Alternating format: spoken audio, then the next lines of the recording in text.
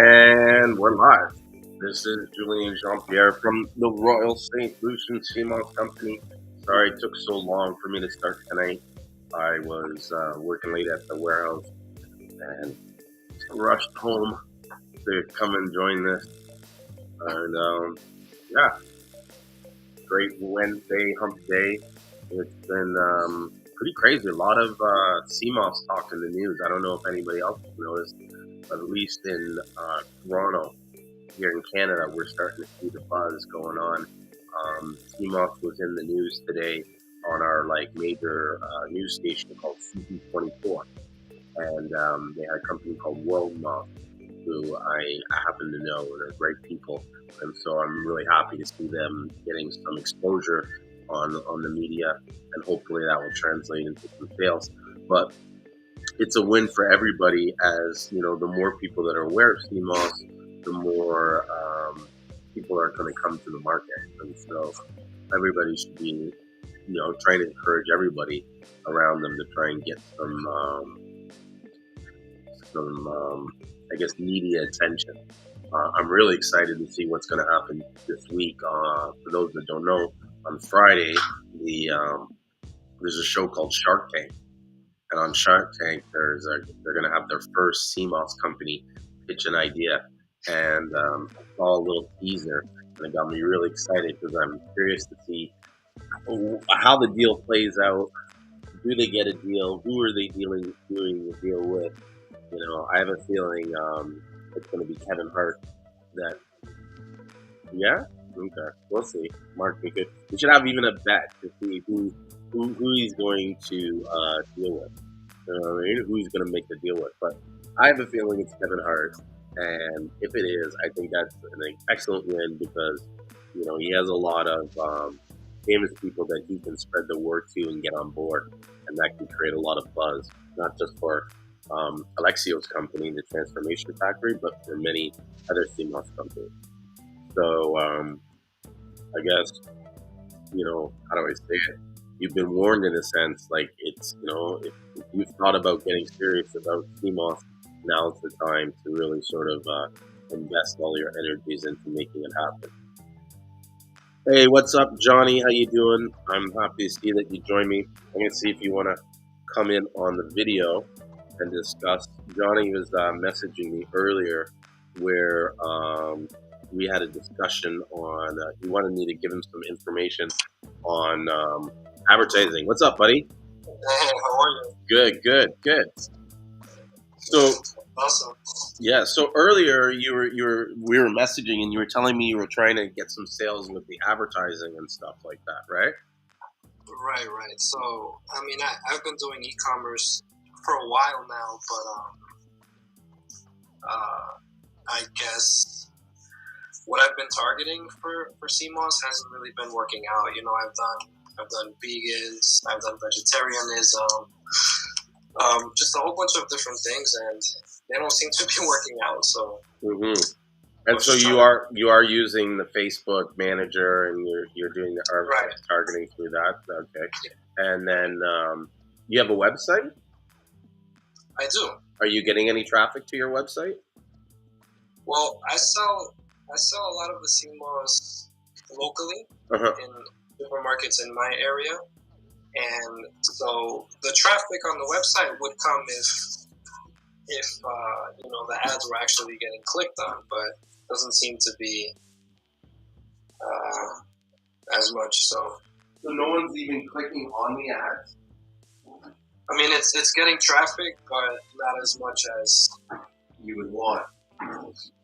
Right, and with my experience with other stores, it seems, I'm not sure if the product is saturated. I can't say it is because the competition is killing it. So yeah, no, we're doing pretty well on the advertising and stuff. But what we do a lot too is we track people. We send people to the site, and then from them, we're tracking them and using lookalike audiences and stuff to find we take the audiences that are purchasing, and then from there, we build a kind of a lookalike audience from that. But then, I guess when it comes to building our cold audience, let me just pull up my Facebook thing so I can just kind of see firsthand. But I know our strategy is that we do it almost like a 3-tiered strategy. So we develop our cold audience, and for that we use ads that are very just generic, not salesy ads, but more about, would you like more information about this? And these are the top 10 stuff on Steamos and stuff. And so from there, if someone's interested in the Seamoss, they'll click to get more information, or they'll click to do your website. And then from there, we track those people, and then we create a second lookalike audience, or a lookalike audience, first from the first one. And we stream their more messages that are like about our business and who we are, right? And then those that click and, engage in those ads, then we send the final ad where it's a deal or some kind of incentive. And so we kind of do that Gary V, like jab, jab, jab, and then in the final we do the right hook, Yeah, I got it. Yeah, I mean, yeah, it makes sense. You're moving down the funnel. Yeah, that's it. As you should. Yeah, I mean, I guess I could share my website. Yeah, sure. What's the website address? It's takeuntamed.com. Take? Untamed. Untamed.com? Yeah. Right, correct. So, this is, built from scratch by me, all the design, the logo, the branding on the packaging, everything. And as you know, the beautiful Seamoss comes from this man, Julien, here on the other side of the screen. Oh, thank you. Yeah. As you know, you're my supplier. So that's why the Steamos is so beautiful. Well, the site looks good. It's got good imagery.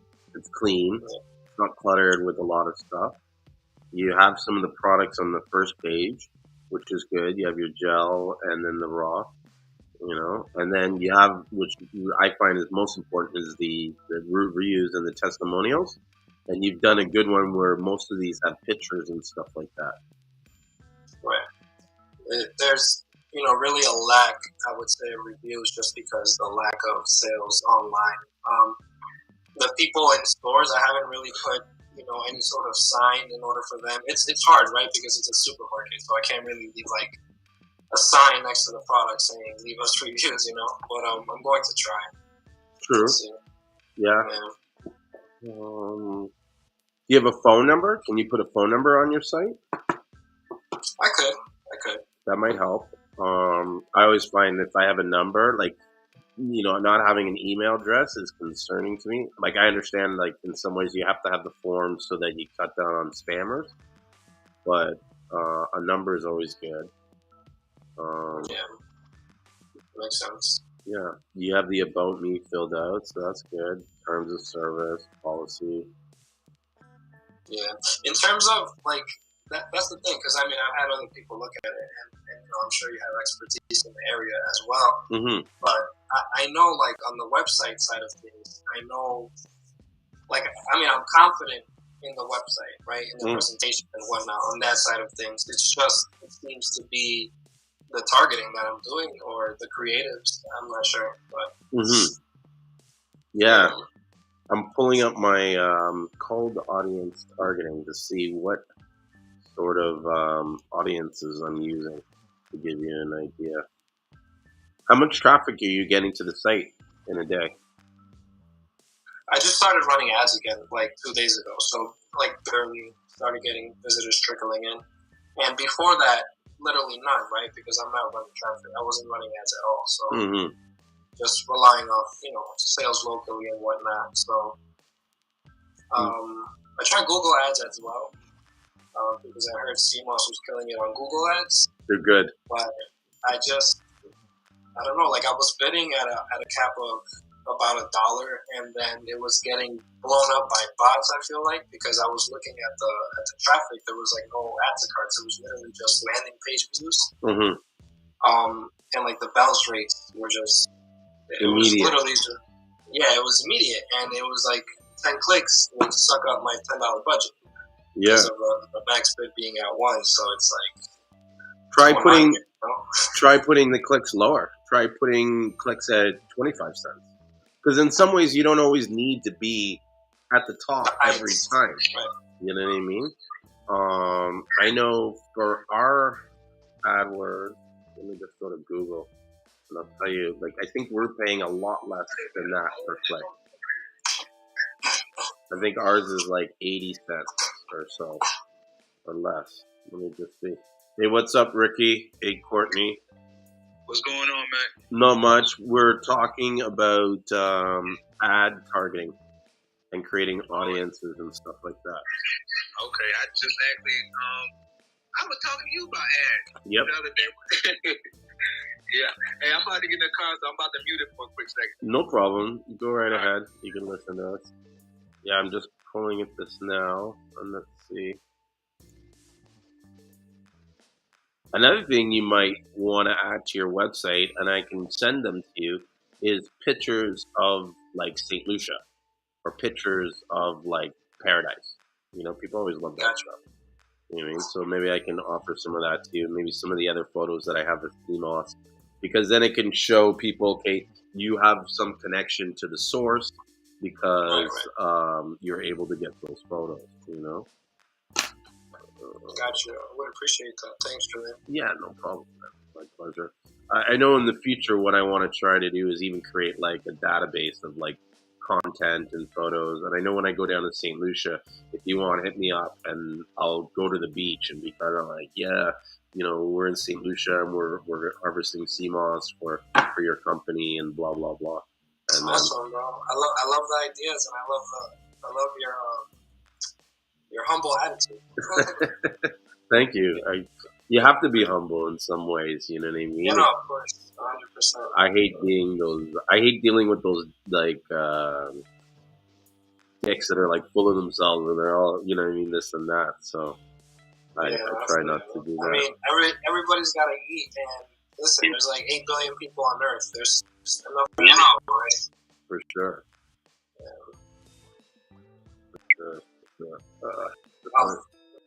My dog is actually crying. Let me go get her for 1 second. Okay. If you even want to put it on pause, that's fine. Yeah, I'll be right back. Okay. I'm going to answer some of these questions because it looks like, again, Facebook. It's not again. I haven't even sent in what do they call it? Support ticket. But Facebook is not doing. It's not showing me the comments. I have to go into the thing, you know. So, G. Allen, yes, we can talk about powder. And what's up, Kirby? Thanks for coming by and showing some love. Always love that. And thank you for helping that guy in the group today, or the lady who had gotten burnt by that guy. I think his name was Adriano, or I don't know, some stupid name. Guy was like a total dick from the beginning. And it's funny, I never said it in the group, but like, you can always tell the guys that are full of shit because they come in hard and they burn out quick. You know what I mean? And they come in like waving their shit around like you know what I mean? The cat's meow or whatever. And it's usually the quiet ones that are the ones that you know, they're not trying to be something that they're not and trying to like impress people. Seamoss sells itself. You know what I mean? You don't need to like really push it and convince people to like it. You know? Hey, good to see you're back. So I'm pulling up my my Facebook, not Facebook, Google, the account I have here to show you some of the clicks. And like with the Google ads, what I'm doing generally is just certain keywords, and I find that those keywords have been working really good, and we're getting a lot of conversions, whether it be add to carts or even just looking at the product pages. And sometimes that's something you might want to look at is when you're doing these conversion ads, is to do the initial ads as converting to, say, look at a product page as opposed to adding it to as a purchase. I always take them to the landing page. I don't even force the purchase at all. No, okay. Because I always want them to go like through the whole experience of reading and just understanding it. And that's what we do too. We send them to the homepage and let them sort of scroll and wonder from there. Right. Let's see. Why did it show you do the last 14 days? It's showing 0 for some reason, but I think their time zone is slightly different than ours, and that it doesn't it resets before 12 o'clock. So for the last, I guess, is this 14 days?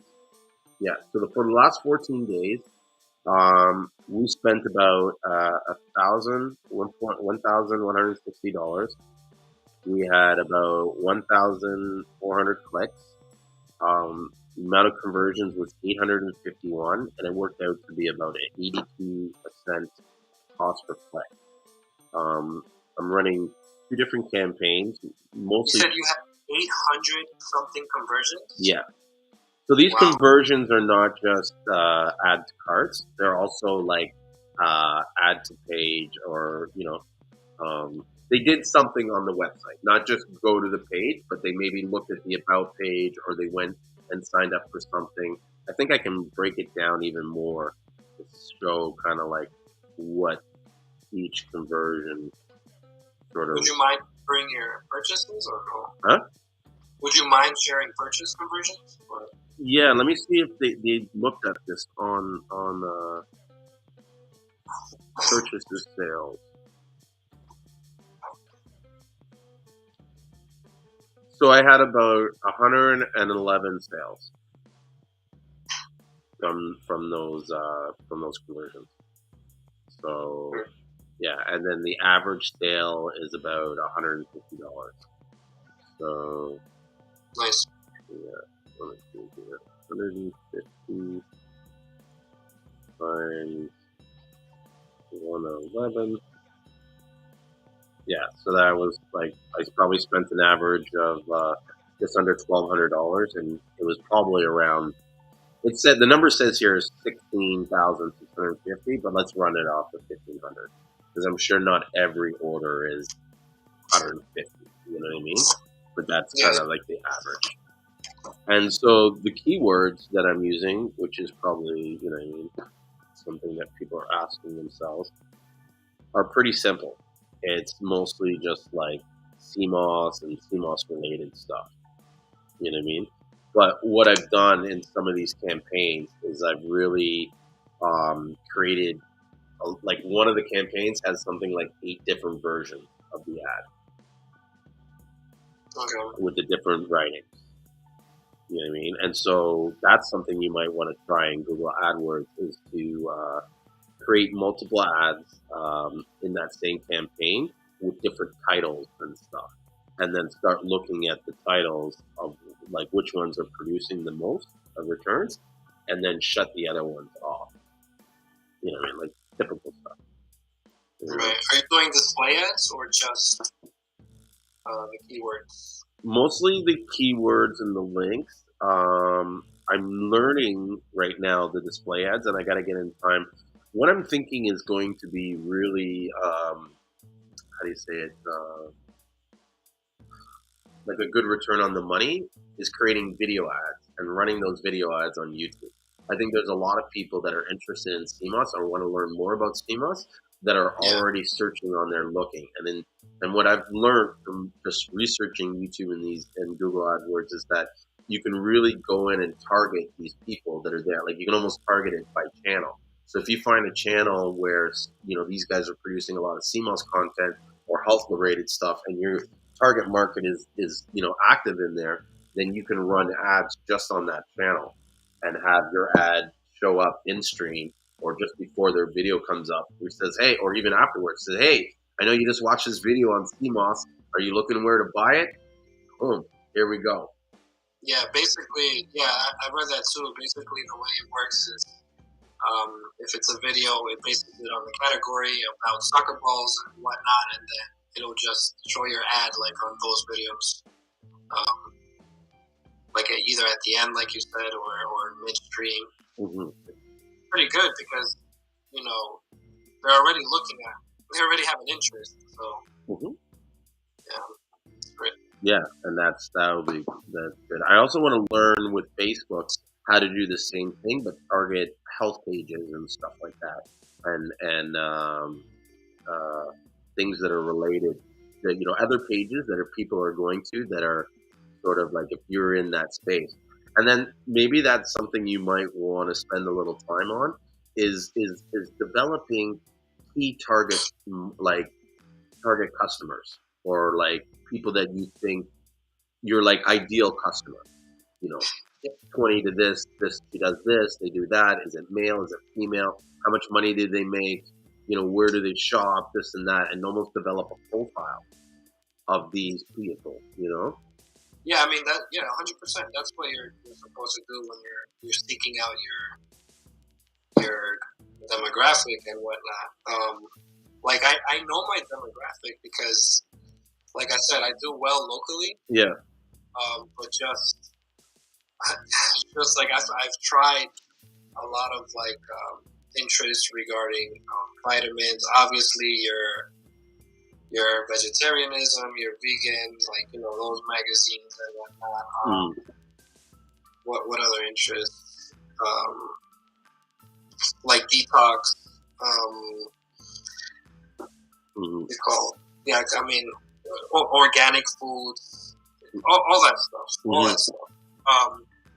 It just has some work. It's crazy.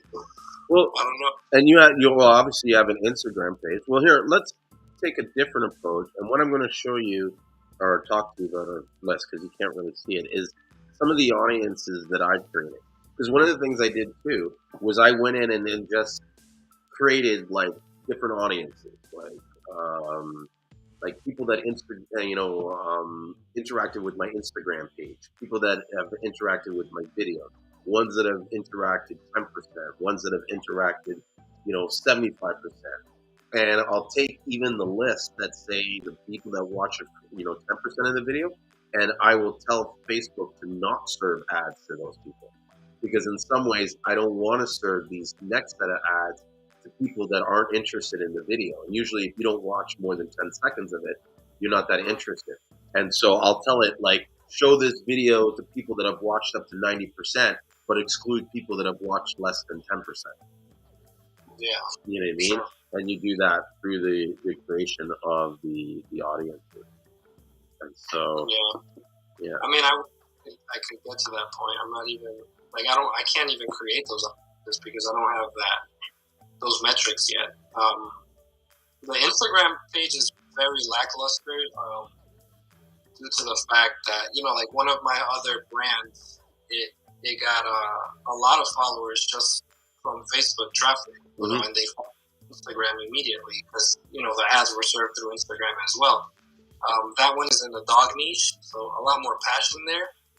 But as long as I haven't really run ads in the past, it hasn't really been kicking off the Instagram followers. So I mean, it kind of goes parallel. You know what I mean? Mm-hmm.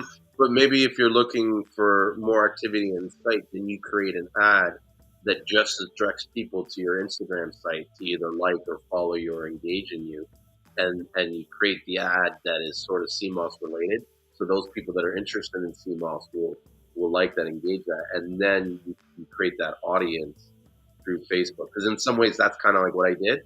And when I did the ads, it was something like 20 cents per click or 15. Like I did them super cheap because the idea is not to be number one, but just to serve your ad to somebody. So whether they saw it first or they saw it 15th, they saw your ad, and if they clicked on it, then you know what I mean? Now you're tracking them.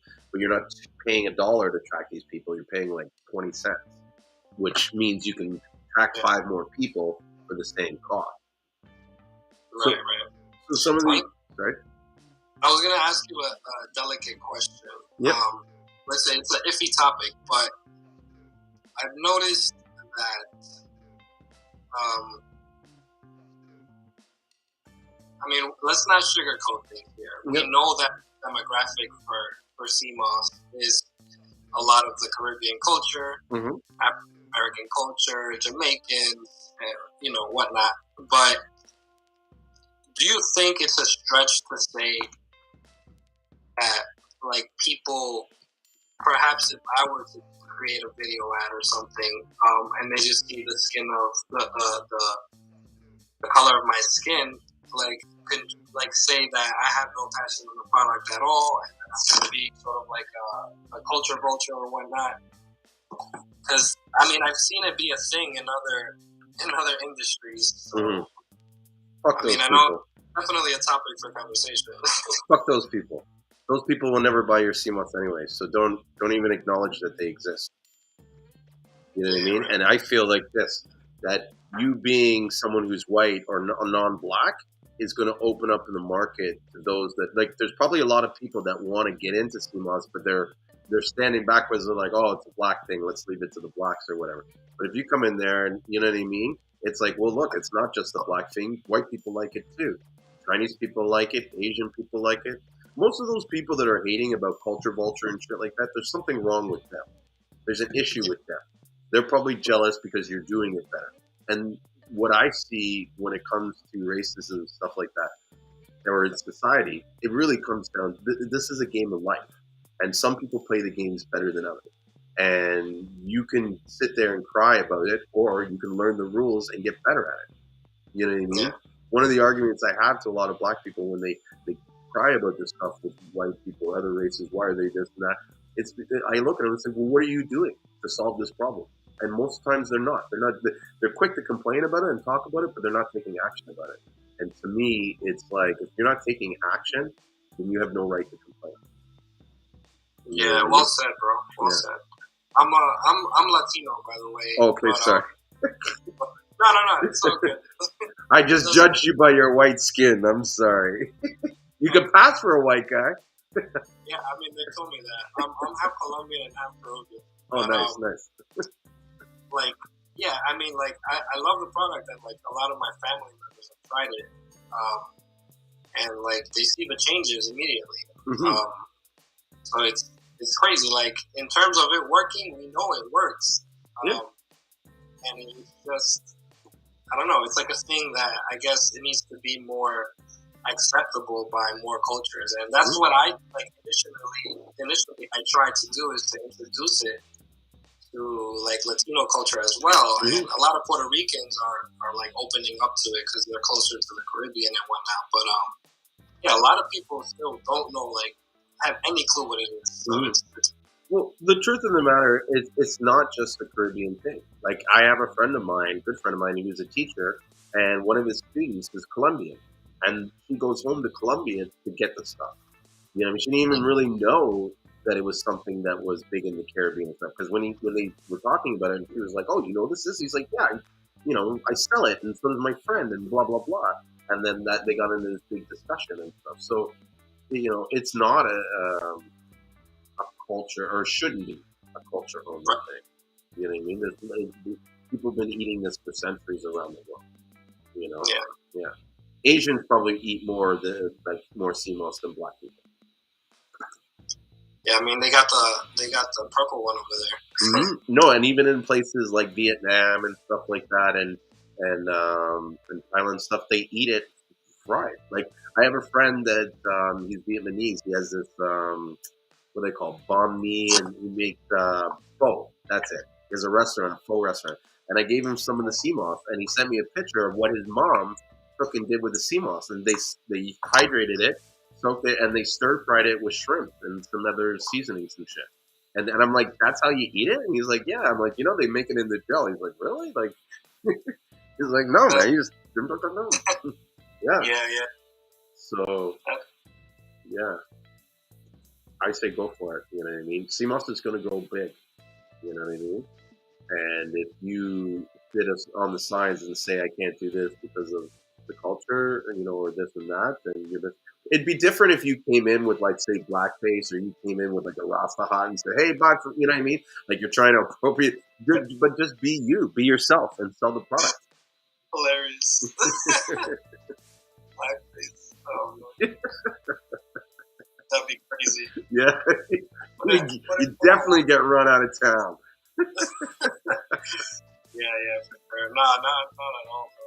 I'm just trying to introduce people to it, and I mean, like if you check one of the actual testimonials, I think it was like 2 testimonials ago on my page. That kid wrote me an essay in an email, and I was like, bro, can you please make that a review? Because like it literally changed his life. Yeah. Like Steamos. I don't know how bad his body must have been functioning, but literally, if you go take a look at it when you get a chance, man, he's talking about like it's just like completely. I was like, wow. Yeah. Dude, and how do I say it? It feels so powerful to be in this position, to be able to offer something to someone that drastically changes their life like that. Like I have, I work at this warehouse, and next door there's these guys that run this landscaping thing, and these guys are like white, rough, rugged guys, like totally on the like. At first glance, you would think these guys are racist. They're not, right? But you know what I'm saying? Like they're super white, you know. And the one guy had cancer. And when we were talking, he kind of lifted it, slipped out that, he's not doing well in this, and so I gave him some of the Steamos.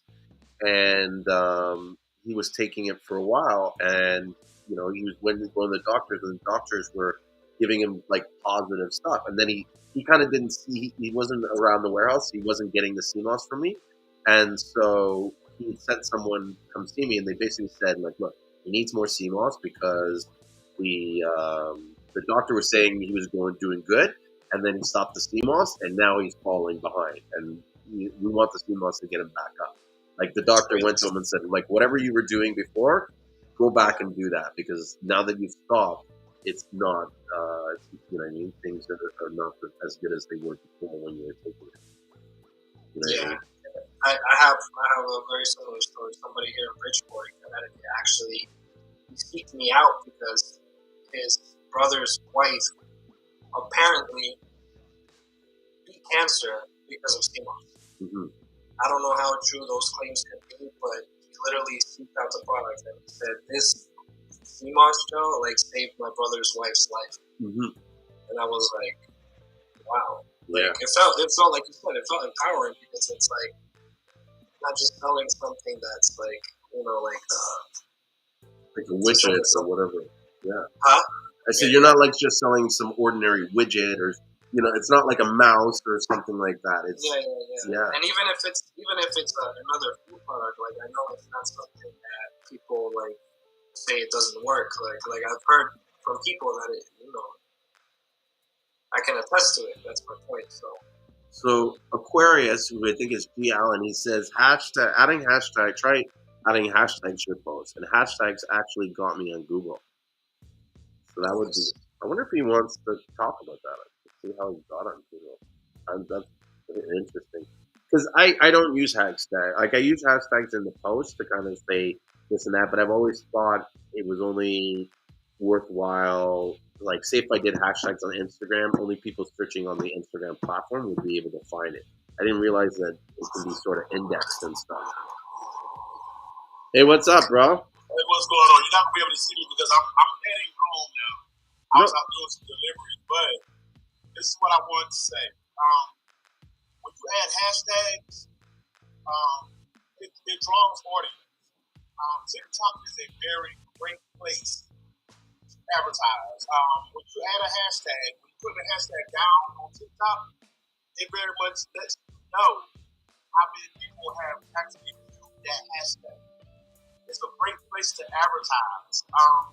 When I first started, I was doing hashtags. Hashtags actually got me on Google. No lie. How did they get you on Google? Were they indexing the hashtags? Is that how it was? I don't know. I have decided I did. I guess people were searching for Seamoss or whatever. So I would hashtag my business name. That is the name of my business, Soul Forever LLC. So that's the hashtag that I would use. So when I use that hashtag, and I think I was probably using it for about 4, 5 months. So I went on Google and I tried to search myself. When I searched myself on Google, that's my car. it was on Google. So when you hashtag, Google picks up your hashtag. Mm. Got it. Yes, try it. Like if you're trying to go to a broader audience, like hashtag Latino, hashtag African American. Don't be scared to advertise your stuff. I mean, it's no end. It's the only way is up now. You know what I'm saying? Mm-hmm. What you can do to advertise your product, do that. Regardless of what anyone else thinks, they may get tired of seeing you, whatever, but you have to push your own stuff.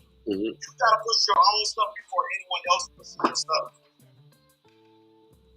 Gotcha. Yeah, hashtags work like free. Your hashtags work. And you're talking specifically like your hashtags. So what now? You're talking about when you do Instagram posts, like your hashtags there, or TikTok? I hashtag everywhere. I hashtag on Facebook. I hashtag on Instagram. I hashtag on TikTok.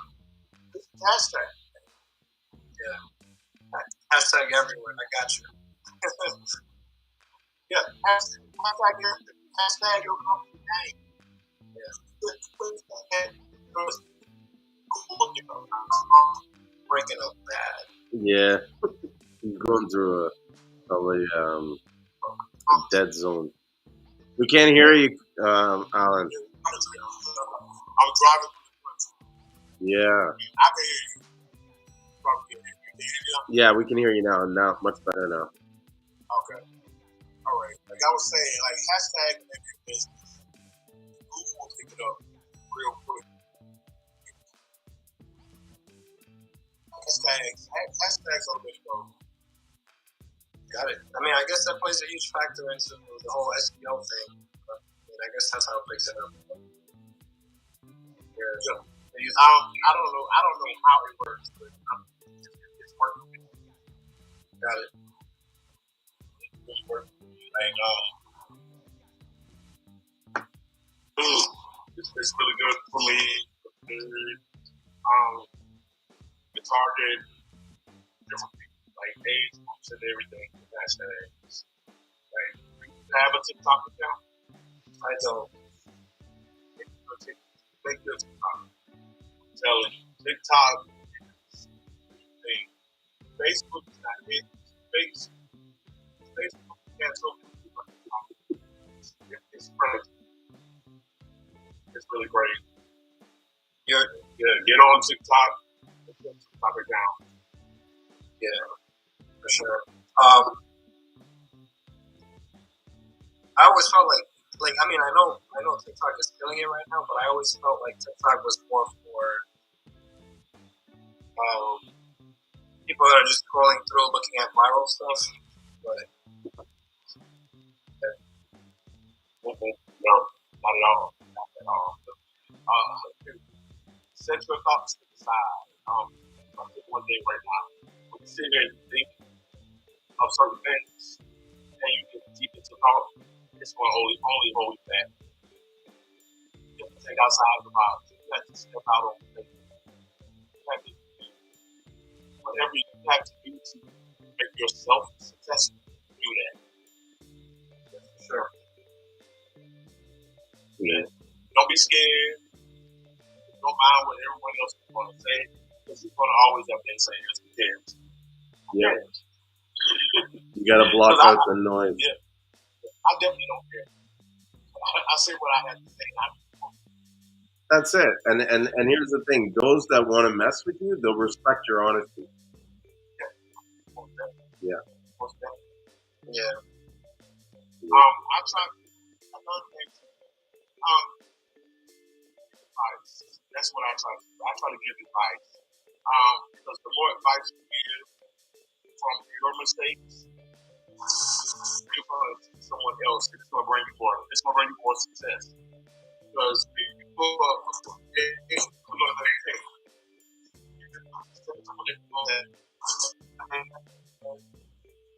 Can't hear you again.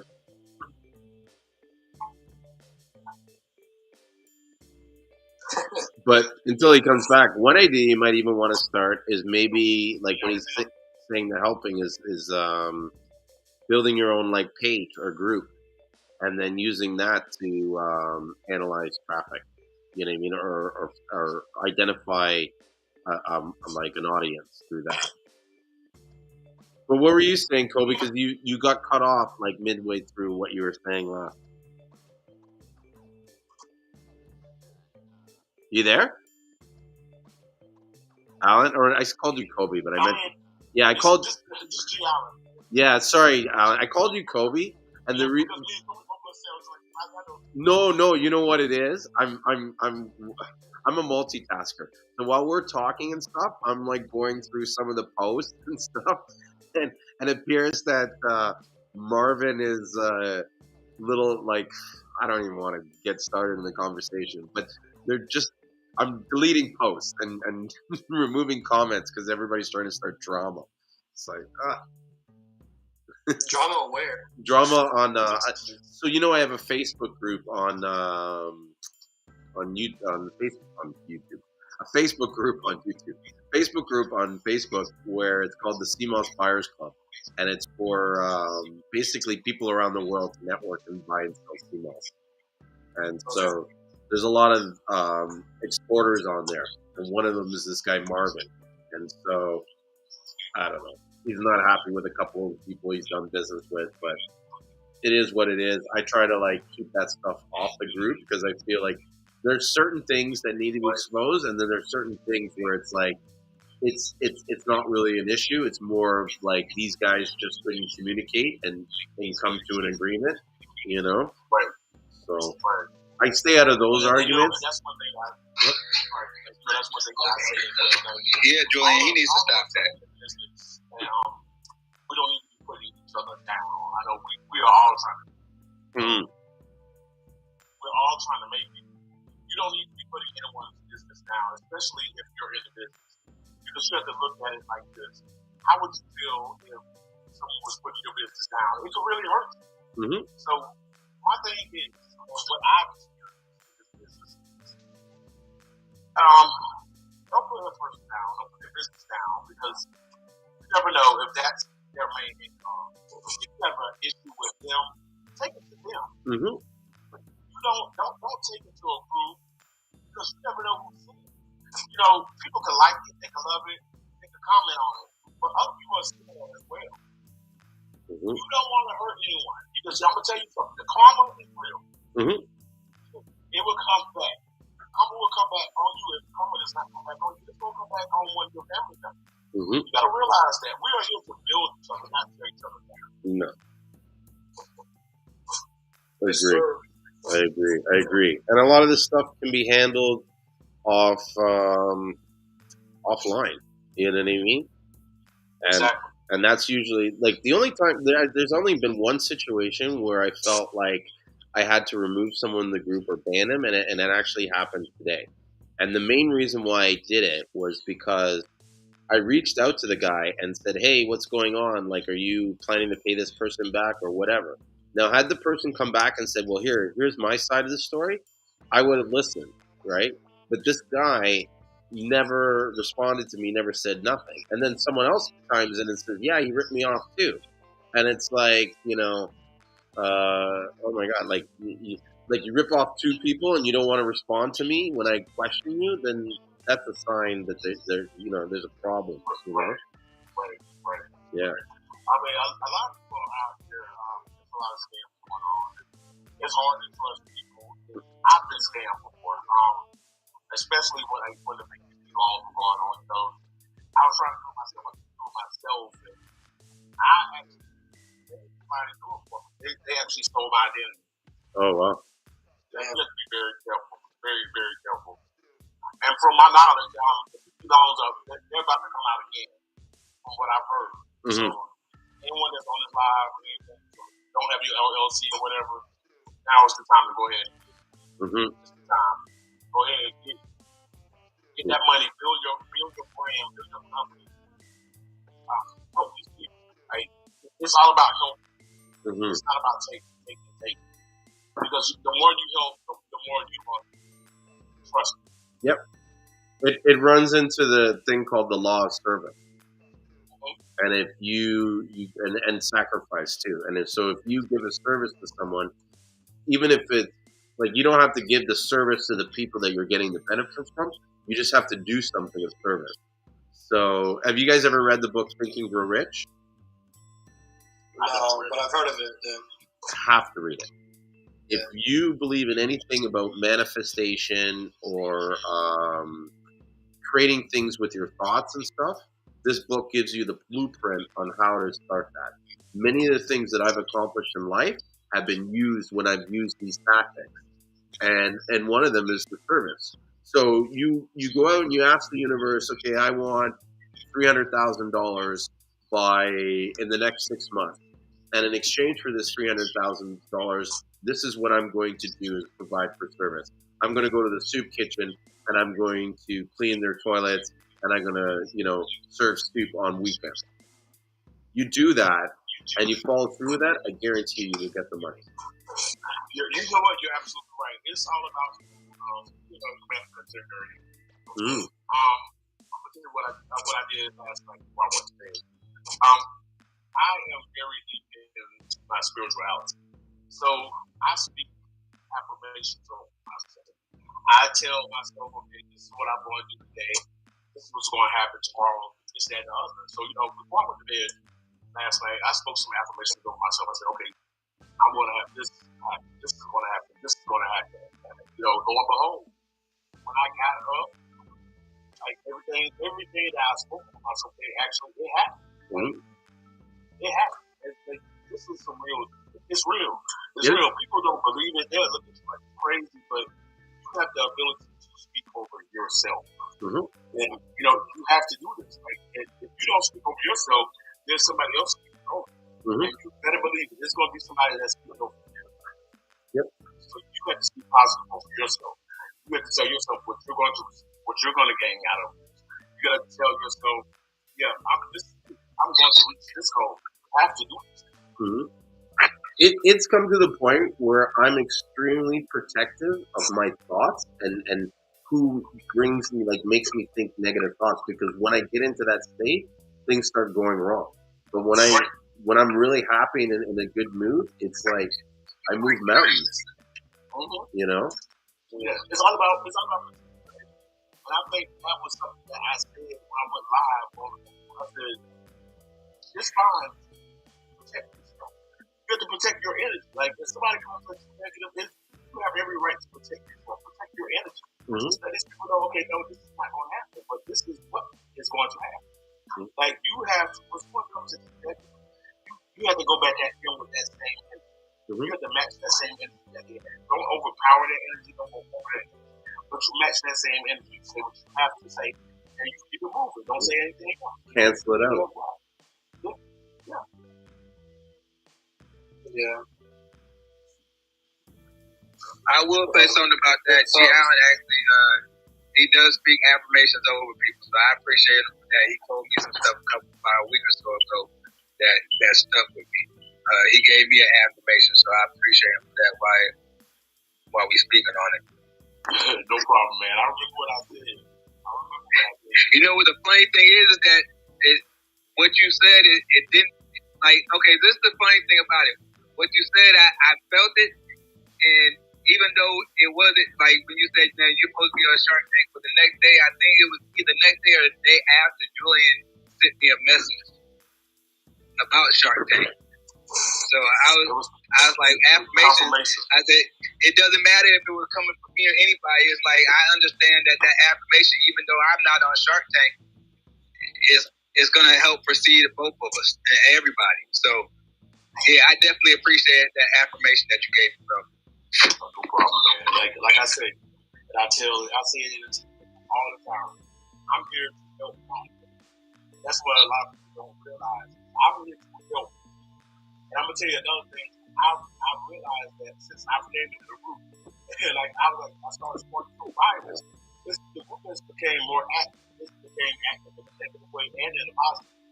But that's fine, and that's how it's going to be. It's cool. It's totally cool. But I'm here for everybody. I'm here for everybody. Everybody. Wait, who Who are you talking to right now? Because there was nobody else on screen. What do you mean? No, my boy here, the one that we can't see. Oh. Yeah, I was talking to Rick. You didn't hear Rick talking? Oh yeah. So just so you know, bro, I'm on YouTube, Facebook, Clubhouse, and Instagram. So you're talking to Ricky. He's on Instagram, or sorry, on Clubhouse. So I got the phone, like literally, like this is. Oh, okay. Yeah. And so that's why you're hearing him. Wait, who else is that? Yeah. Bro, I'm on top of shit. Yeah. Ghetto but effective. That's my stick. It's like this is real. Like, yes. It's real out here, and a lot of people they're thinking that other people make more money than them, but you have to realize you have to stay in your place, and you have to applaud everyone else until it's your turn. Just because they're not making any money right now does not mean that you're not going to make any money. But if you sit back and you watch everyone else, you applaud them, congratulate them, your time is coming. It's just not your time right now. Everyone has their time. Mm-hmm. And one of the things that I am doing, I am giving people a foundation.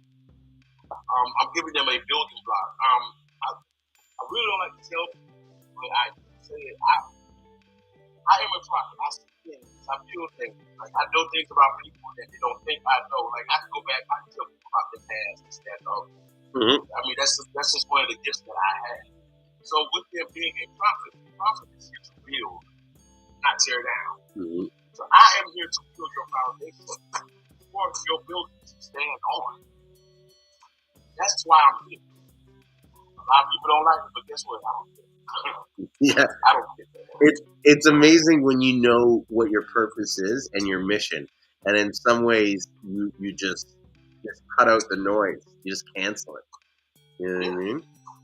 Yeah, for sure. Yeah, because you're not. And Julien, I'm gonna tell you this. It's like you are about. Julien, you're about to. I receive it. You are about to explode. Like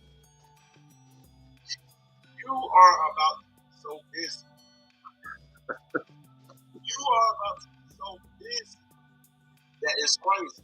And one of the things that you're going to be busy in is this power that I asked you to talk about. You're going to be very busy with this. Mm-hmm. Because this is very up and coming. Mm-hmm. You're about to be busy.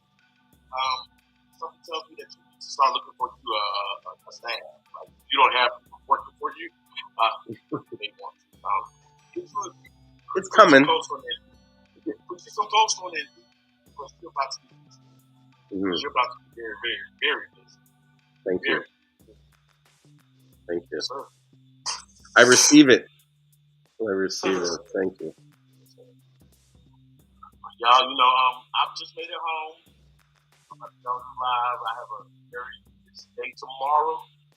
Well, tomorrow it's 11:13. Mm-hmm. I'm very, very busy. I'm putting my stuff in the store on Saturday, and I have another store to go look at next week. So things are moving forward. Awesome. And I love it. I love everything. But I want to say good night to you all. I want you all to be successful. You all will be successful. I love y'all. I do. Thank you. I love you too. Y'all have a good night, bro. All right, man. Have a good day. I'll talk to you later, bro. All right, bro. That was nice and sweet. And I do believe him because in some ways, like there's a lot of things I can't say that are happening. And it's like one of those things where it's kind of like I can see how God is putting me into a certain position to play a certain role. And so I'm kind of like, when you're floating down the water and you see something coming, I'm just kind of like laying there and saying, hey, God, take me where you need me to go. And I promise, you know what I mean, to just honor you and what I believe you put me in that place to do, And so I'm really excited. Yeah, man. and stuff. Mm-hmm. So did you have any? She's like, I'm late. What's on the agenda tonight? So Tata, we're talking about all kinds of stuff, manifesting. Yeah, we drifted off pretty. But that's what's good about this. I love about doing this show is that if we were to keep things like sort of like narrowed, then we wouldn't explore all these different ideas and stuff. You know what I mean? That we wouldn't think of exploring. So yeah, Tata, you've heard Ricky. He's on Clubhouse talking, and so yeah, and Moss King is here, but I think he's staying quiet. And then there's another lady, Messi. And Messi, if you want to come up and ask some questions about Seamoss and talk about it, we're all for it. Like this is always an open discussion room. No question is too big or too small. You know what I mean? And we talk about anything. Like, today we're talking about advertising on Facebook and stuff. And yeah, did you have any questions, Messi? I see you came up to the stage. Yeah, hi. I just joined this club. I don't know. I've seen. I don't know. It's all about Steamos, right? Nice to see you all. Yes. My name is Messi. I live here in Canada, Ottawa. I'm not sure where you are at, but I would love to learn about Steamos because my friend recently she started to using it for skincare, and I don't know where should I shop, and kind of in a position, exploring, the benefits and those are the things. I would love to learn more about. I don't know if you have any resource. Yeah, I would love to hear. Yeah, if you want to send your email into the chat there in the back channel, I can send you a link.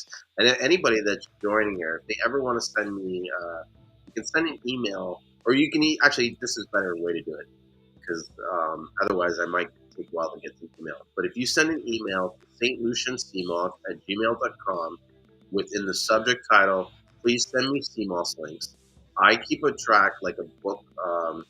Bookmark book or whatever it's called, a folder of all the links that I've kind of browsed through and read stuff and has information on Seamoss, and I will give you access to that and also access to whatever PDFs I've collected over time that either talks about Seamoss or Seamoss farming or the Seamoss industry and stuff like that. And so these are good stuff to sort of browse through and figure stuff out.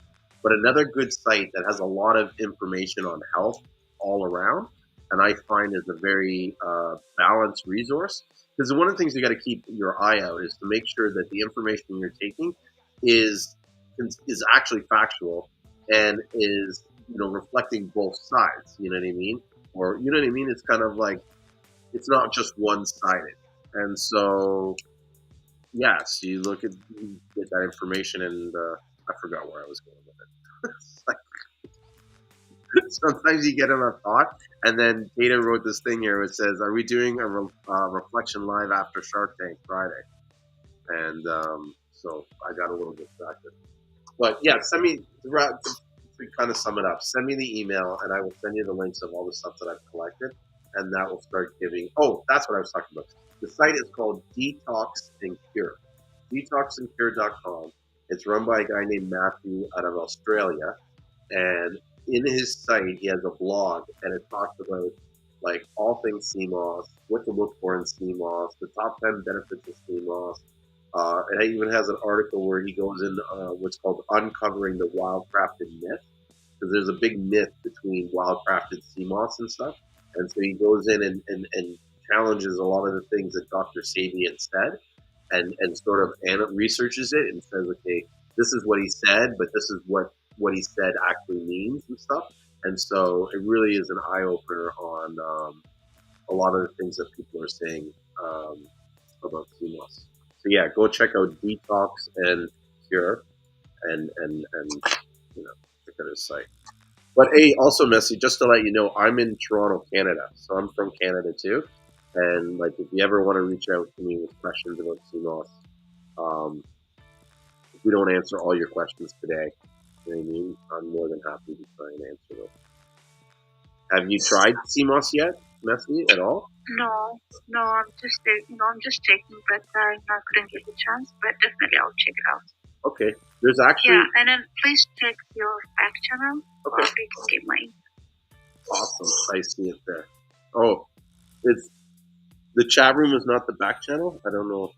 Would it be in my name? Is that the... I'm kind of new to this Facebook, so you'll have to excuse my, a little bit... Like, I don't use... Yeah, I think check the arrow, at the bottom, maybe. Yes. Oh, okay. There's the arrow. That's why it says back channel. Okay. So they see that's confusing because they have a back channel here, and then they also have a little message balloon thing at the bottom. And so you have a room chat and a back channel. Okay. Oh, man. Yeah. But one person you might want to check if you're looking to buy Seamoss gel in Ottawa is, I think her name is Sasha Seamoss. Okay. Yeah, she sells Steamos gel in Ottawa.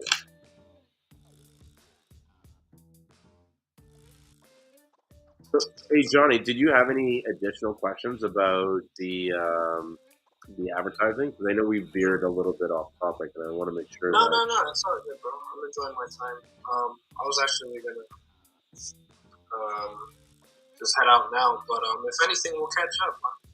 Yes, for sure. Always reach out to me, and like even if you just want to have a one-on-one talk, you know what I mean, about the advertising, and we can go in a little bit more deeper than what I probably did on the live here, and show you more examples.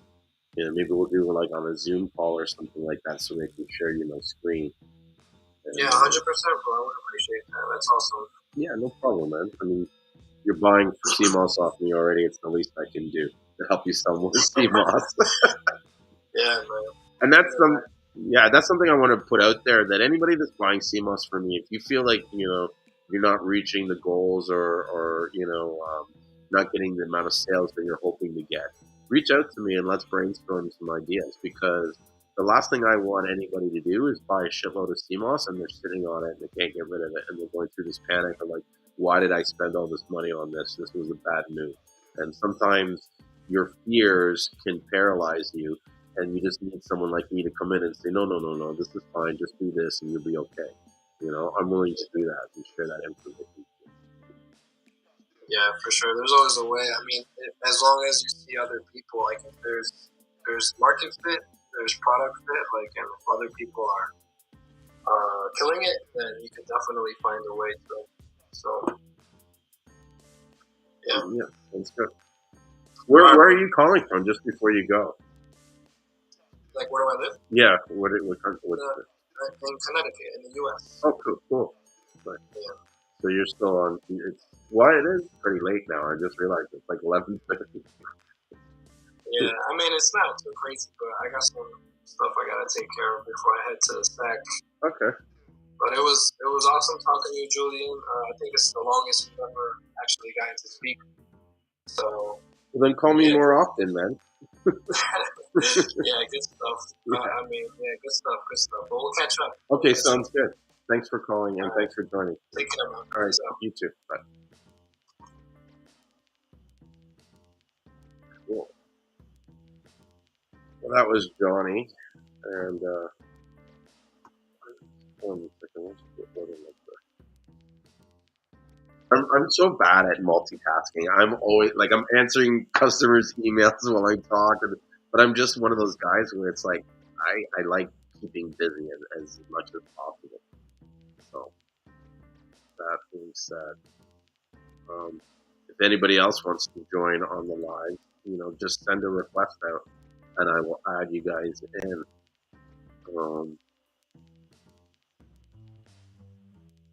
Wow, 21 people. So I have this group, and I started this like tool to like, I guess, cut down on all the spammers, because we were, I thought I had a handle on them, and they started creating all these like porn events in the group and stuff, and I didn't think that was cool. So I put these new things in. But now it's like you really see like how often these guys are all trying to I guess circumvent the thing. I gotta go talk to Marvin. I gotta tell Marvin, like, Marvin, no one's You're not tricking anybody with your fake profiles. Everybody knows it's you.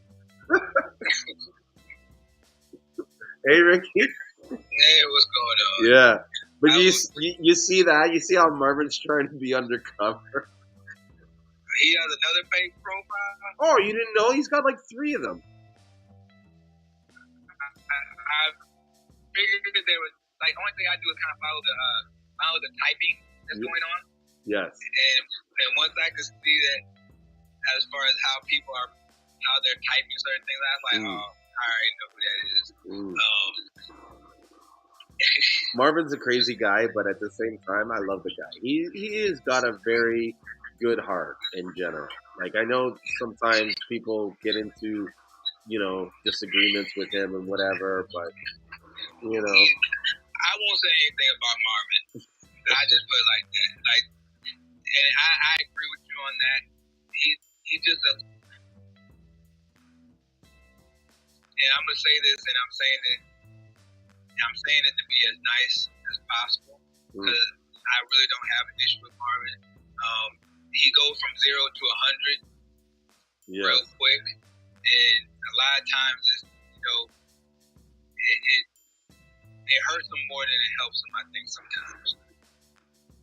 And so that's the only thing I wish that Marvin would really, really understand, that, not everybody's out to get you. When you put that energy on yourself, then that's what ends up happening to you. And you can't fight, and you can't do bad to the people around you. No. That is true. Right? You can't do bad to the people that are trying to help you out.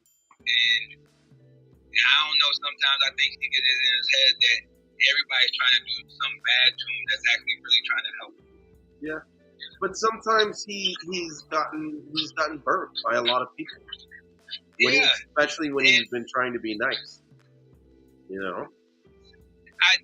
guess what? I get that part. That's why I'm not gonna say anything bad about him, really. Yeah. He's a nice-hearted person, and I think his intentions are good. It's just that he gets himself in bad situations. You know how sometimes it is when you get yourself in bad situations. Yeah. It's just bad decision making. You choose to do something, or you agree to something that you didn't think about. Like, if you really talk to Marvin, really nice guy, really good dude. Will give you the shirt off his back, type of individual. Yes. I would just say that. I just think that, he, like, some people, like, okay, so this is what I say. I think Marvin would be wonderful as a farmer and not as a salesperson. Yeah. Because you have to have a certain type of skin. And he has, like, he produces, he gets good Seamoss, and there's nothing, you can't say anything really, really bad about what he's going to give you.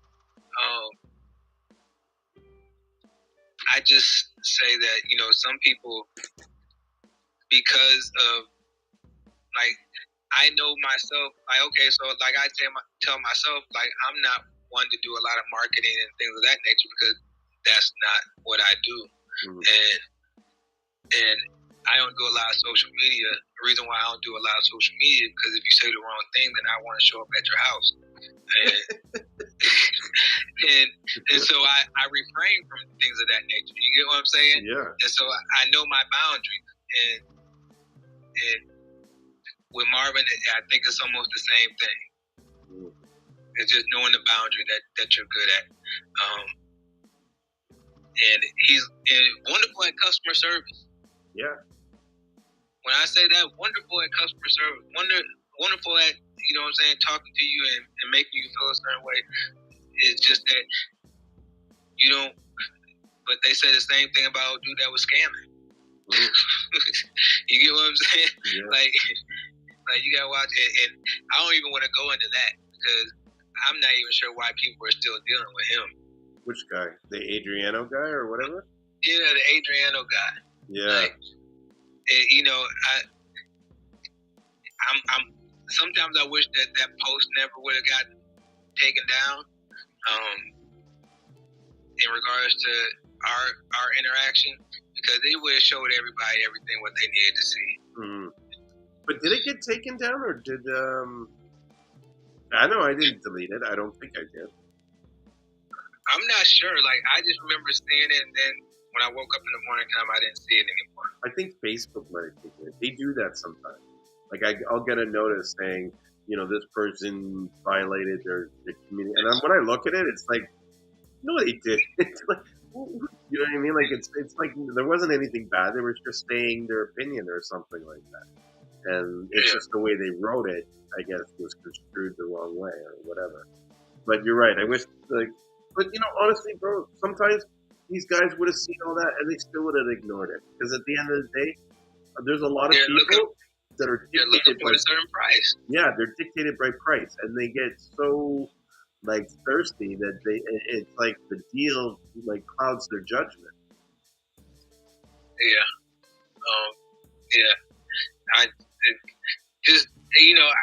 And I understand that for some people, but just not him. Don't let him get you.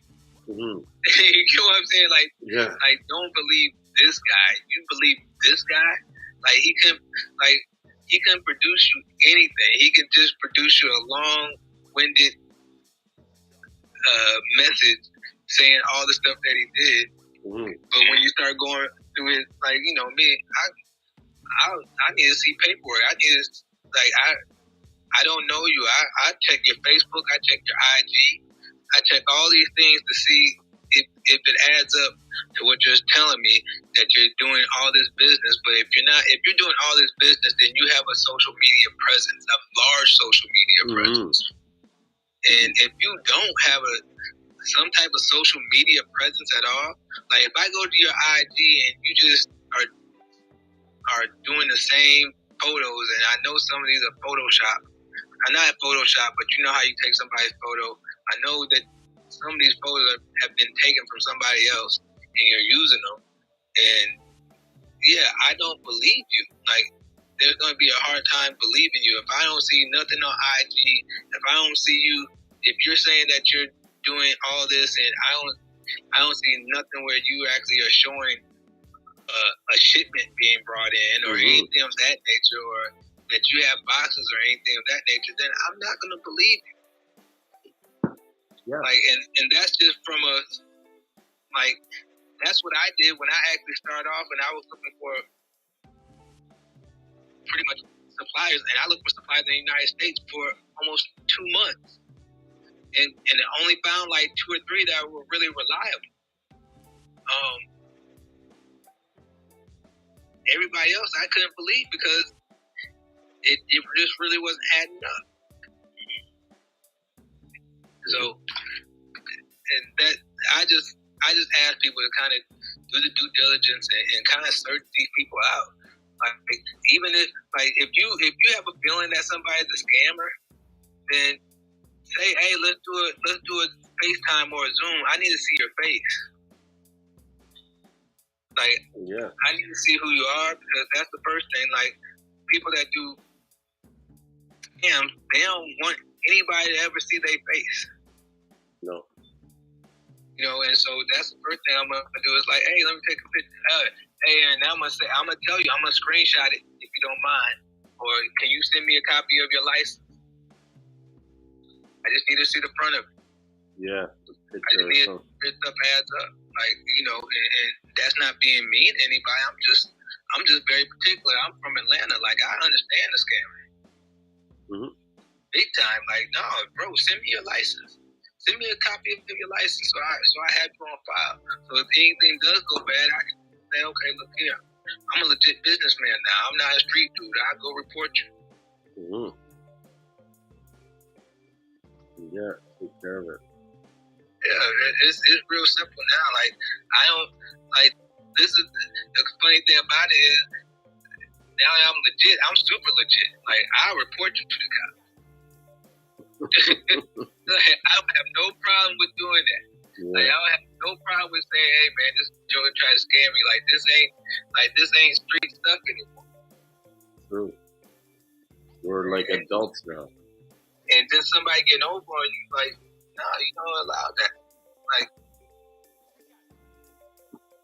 No, I agree. Agree. Especially that dude. He was such a dick too. Especially like, but I knew from the first, pretty much the first little bit of conversation that I had with him that, bro, like, you're full of shit. Exactly. Yeah. I know people that are full of shit, and you are definitely, and you're not even good at being full of shit. Yeah. But you know, I usually what I do is I just leave them alone because at the end of the day, it's like, I think I said this in the beginning of the video, this live stream. It's like these guys. It's like they start so hard and then they burn themselves out quick. It's like that same guy from LA. His company was called My Grind is Organic. They're still around, but I don't see them as much. We don't even have to go into him either. Yeah, they're all the same. They're all the. As we talked about, that's how we met each other, really. Yep. After him saying something crazy. Yeah, some crazy bullshit. And so there was him. There was another white dude who had this video about ramen or something like that, and he was like, "Oh, I'm going to take over the industry," and he'd only bought like 20 pounds or something. And I'm not trying to make fun of him, but it's like, bro, like, slow your roll, bro. There are really people getting the live Seamoss right now, bro. Like, yeah. Like you're gonna do some, like, your city. You got your city lit. Yeah. Just keep, like, start there. Like, don't get above yourself. Like, you know, like, but you know, people are people, and yes. You give somebody 20 pounds, they think they're gonna take over everything, and I can't really get mad at them for thinking. But that's something that you probably want to keep to yourself. Yeah, I love the energy. Yeah, I love the energy, but you know, that's something that's an internal situation that you want to say, you know what, I'm gonna take over, and you put that in your head that you're gonna take over, and you keep that energy. That's cool. I don't have a problem with you feeling like you're gonna take over and you trying to get your little piece of the pie. Mm-hmm. I believe that's what everybody's trying to do. Yeah. Is get their little piece of the pie when it comes to everything. But you know, that's here nor there, truthfully. Mm-hmm. Mm-hmm. Yeah, there's nothing wrong. But I feel too, it's like if you're really serious about taking over, you don't want anybody to know you're doing it because now you're a target. Exactly. Yeah. Exactly. You don't want to put a target on your back. Like, and that's the same way with My Grind Organic. He put a target on his back. Mm-hmm. Like a quick target. And he got I like to bait people into really, really, really just throwing themselves out the game. I'll bait you. I'll nicely bait you into saying something that you know is going to be crazy. Like, really? Like, you just said that you're going to take over and you're going to take over this little island of St. Lucian? Oh, wow. Like, good luck. Like you must not know the type of people St. Lucians are. Like, you think that somebody from St. Lucian is gonna see this and be happy with what you just said? Mm-hmm. Like, you just took yourself out the game with that one comment. Yeah. Oh wow. But you know, you just love shooting themselves in their foot. Mm-hmm. Mm-hmm. No, there's one thing that, you know, those guys, these St.Lucians, will not tolerate is someone trying to control them. Exactly. Mm-hmm. So, but besides that, like, you know, I think that I love the group. I'll be honest with you. I love the Bias Club. I see there's new people that are coming on, like G. Allen, and are giving it a little bit more energy. Mm-hmm. You know, and then and you actually have new people coming in. I'm just excited to see what's going to happen after Shark Tank. Mm-hmm. Like, that's really, like, that's what I'm really looking at. It's like, okay, so, like, how's it going to, like, I don't know. I don't know if everybody's happy like I'm happy. Like, I'm getting myself prepared. Oh, dude, I'm dancing. Every day I'm dancing. I'm just like, I'm getting myself prepared. Like, I've started, I've started restocking. I make sure I have all my labels and got enough labels to last me and things of that nature, and just ready to just kind of go full throttle. Like, this is the full throttle moment for us. I was actually saying to my brother, I think that there's going to be starting, and I feel like you're starting to see the signs of where people are putting money behind promotion of the Seamoss, and so they're handling things through like PR people and stuff like that. So today I saw someone that I know that does business here in Canada named World Moss. Great people and stuff, and they were on one of the news channels that we have. We have a 24-hour news channel called CP24. And so for them to be sort of invited on there and talk, it's usually because someone has slipped a story or generated an idea in the newsroom, and then they invite these people. That's usually how you see some of these things on. Now, in order to get these sort of topics generated, someone pays people to kind of bring these ideas up. This is why all of a sudden you see on the news everybody's talking about acai berry, or they're talking about coconut oil all of a sudden. It's because the coconut oil industry, whatever their lobby is, they paid a bunch of news people to generate these stories to feed. Because a lot of these news shows, they don't have time to do the research for their own stories. They rely on like information that's sent to them, current trending topics or whatever. How do you get on these current trending topics? You pay other companies to list it. And so my belief is that if we start seeing this popping up in all these news channels and on all these sort of different sort of area, like TV shows and stuff like that, it's definitely someone paying to promote it. Yeah, you're right about that. And I think there's going to be a lot, you'll find, like, even though somebody, like, he's going on Shark Tank, but you're going to see a lot of regular sharks out there swimming the waters and trying to figure out, okay, how can I get myself a little piece of this business? Especially just depending on how everything goes. And, so the biggest thing is hearing the numbers. Yes. So once people hear numbers, then that's when everything changes. They're like, hold up, what? You did it how fast? Yeah. You scaled that, and then that's when everything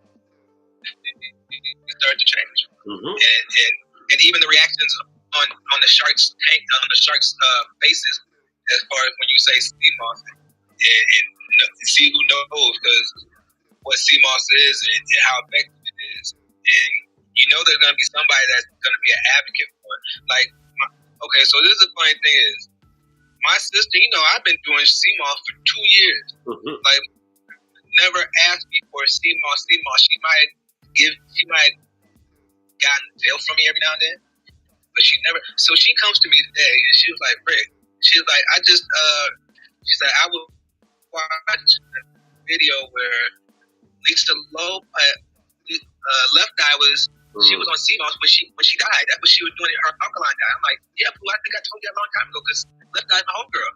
She was like, oh, well, let me get through this. I'm like, really?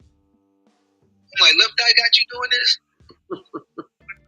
I've been selling Seamoss, but it just like, there's certain people that once you hear what's going on and it starts to connect, it does this too. Oh, it does this too. Like, I can tell my sister anything, but she's like, she looks at me more like a serial entrepreneur. Yeah. You know what I'm saying? But she kind of respects this because she's been to the house and she sees the layout, and her friends all rave about the soap that she comes and gets from me. But she never really gets it for herself. I just put it like that. Yeah. Like, she's like, oh, my homegirl says she needs some more soap. And her friend will come and get like 3 or 4 soaps from us. And, today it was more of a situation where she was like, this is serious, huh? I'm like, yeah, it's serious. It's not just a it's not just a business that I'm going to start, and then most of the time I start a business and I'll start it to help people out with business, and then I'll go to something else. I'm like, cool, I'm not going anywhere else. I'm staying right here. Yeah. Like, this is my. Like, I was looking at an old Facebook post. You know how they do timeline stuff about remembering this, and so it just came up. Like, I used to sell hair. Oh wow! Never thought about that. And so it came up, and my sister, she was like, yeah, I remember when you used to sell hair. She like, you had the best hair, and she was like, I just stopped. I said, because I'm a guy selling hair. Like, it wasn't gonna last that. Yeah. Because I've always been into health and nutrition.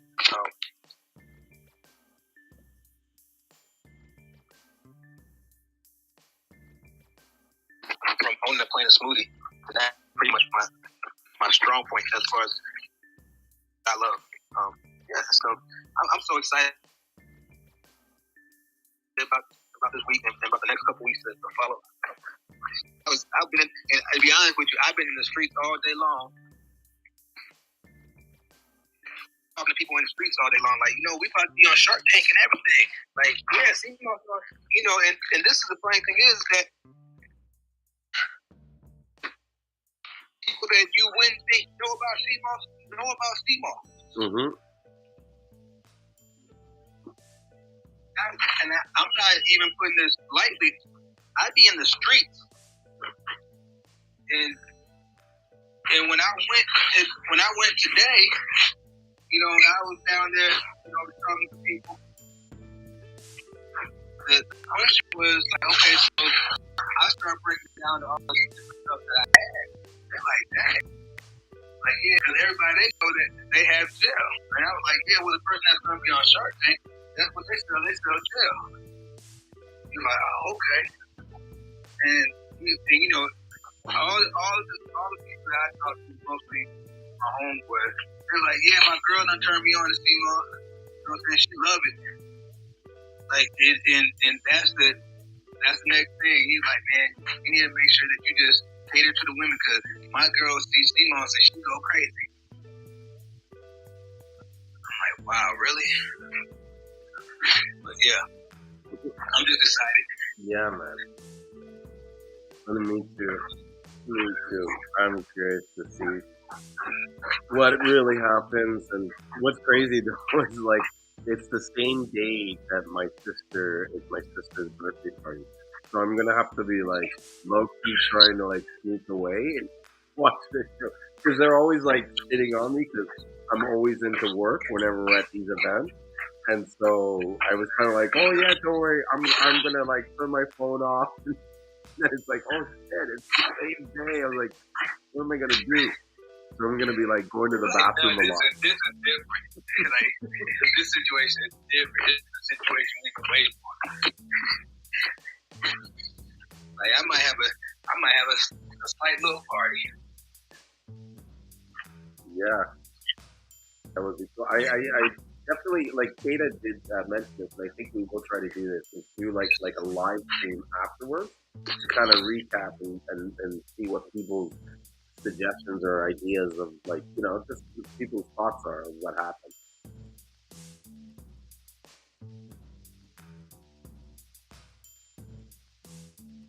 Trying to use so you would, only so you would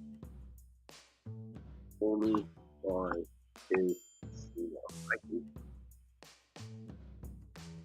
I shouldn't say that. Hate's such a strong word. But this guy makes this post, and he's like, hey, yo, St.Lucian, what is this? And what have you done? This is unacceptable. This is what Dr. Baby was against. This is fake Seamoss. And guess what? This is being sold at an all-time high. I call it rope-a-dope Seamoss. And I said, Dr. Baby lied to you, so you would only buy his Seamoss. You were duped.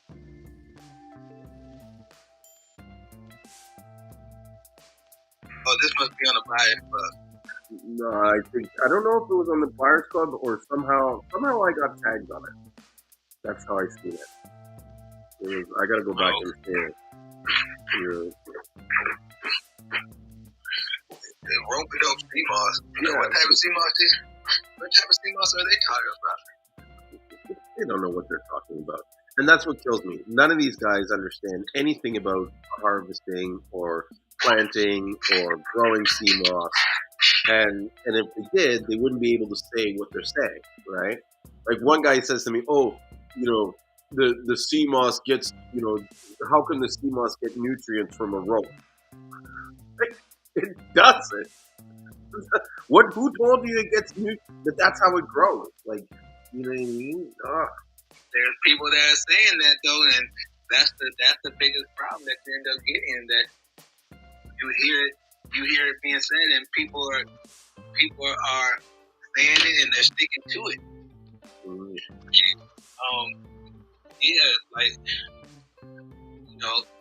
It's really hard to explain because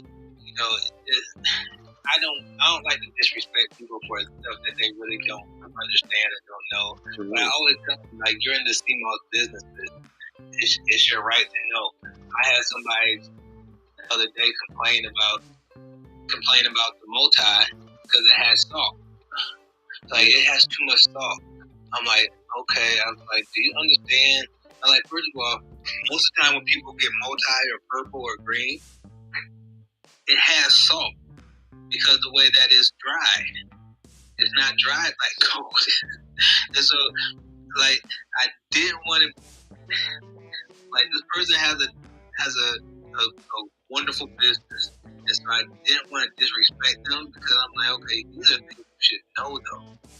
Like, this is not something that we should be having a conversation. Well, the multi had too much salt. Like, multi dries, you'll see salt on it. Like, it's gonna come off. Like, you're washing it.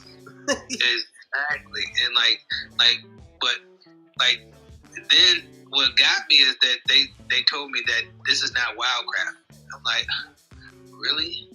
Because it has salt? Like, do you know where it comes from? It comes from the ocean, salt water.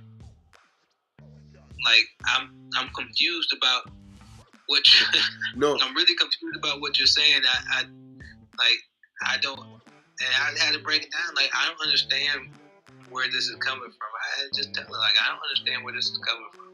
Like, and I'd rather, because you can do emails back and forth with somebody, but I need to hear it in your voice a lot of times. All I need to do is I need to see what you're saying, and I need to see the expression. Like, I need to see if you're kind of lying to me, type of situation, or you trying to play me a certain way. And I'm like, and if you are, I'm going to notice it by the tone of your voice or by the way that you're looking. Mm-hmm. On an email, you can just say whatever, and you can actually, it's called Twitter fingers. Like, you can type a lot of stuff and get real bold. And I'm like, okay, just have a conversation with me. Mm-hmm. I need to hear that same energy because it feels like the energy coming off the keyboard is a little aggressive. Yeah, a little. like the keyboard energy is a little aggressive. I just need to understand if this is what it is or not. Yeah. Like, and especially like, and I always want to tell people, like, when you start saying that, like, you better be 100% factual on what you're saying when you start talking about somebody's work.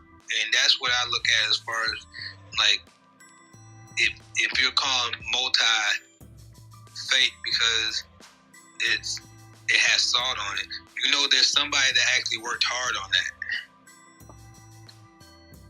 Mm-hmm. And that's the biggest thing to me. Somebody actually put their hard-earned, like, they put their time into making sure that it came over here and looked a certain way and things of that nature. And to call what they did fake, like, that's why I never really say anybody has fake Seamoss. It may not be properly dried, or something may be wrong with it, but I won't never call anybody's Seamoss fake, or unless I see a pool that is growing in or something of that nature. I'll never, because I know that somebody worked on that. I know somebody spent some time with what they were doing to make it look a certain way. And yeah, that just goes against everything I believe. Nah, we don't do that. Mm-hmm. Yeah, fuck. Yeah. I think. Yeah. I don't know what to add to that.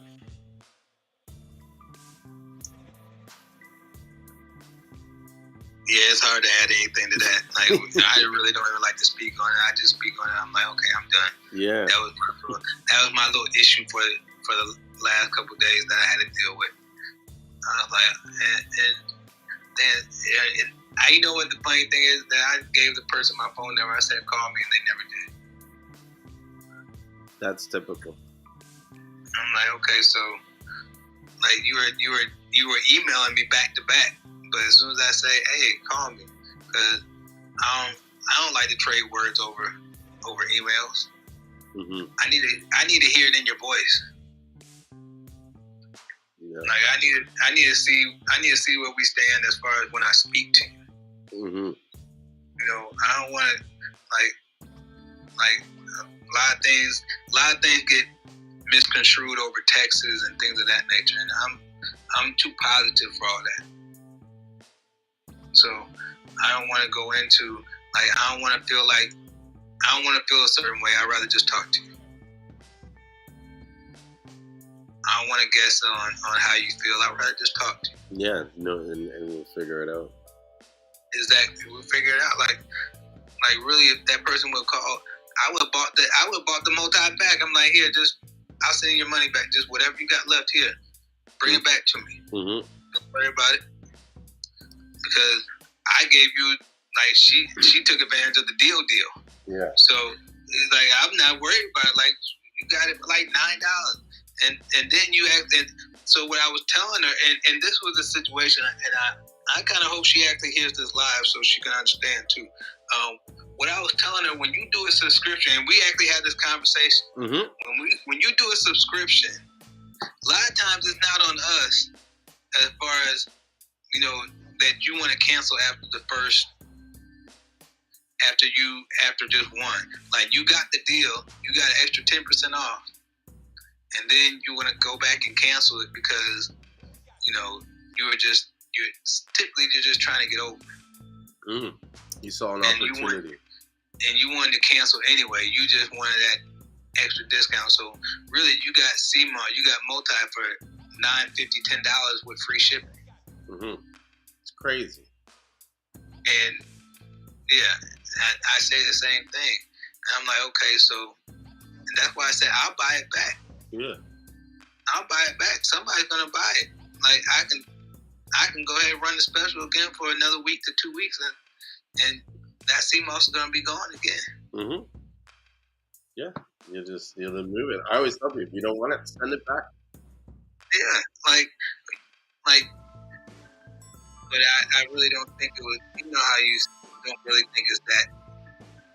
Like, bro, I don't like. Damn, you could just been honest with me. Like, hey, I just wanted this deal, and that's all I wanted. Can you cancel this subscription? Like you buy enough from me that I would probably be like, okay, that's cool. Mm-hmm. But if you start, this Seamoss, I'm like, now, this is where I start having an issue. Yeah, you're being honest. Yeah, like, I cancel my subscription because this Seamoss has too much salt. It's multi. Like, it's not even that it's multi. It's from the fucking ocean.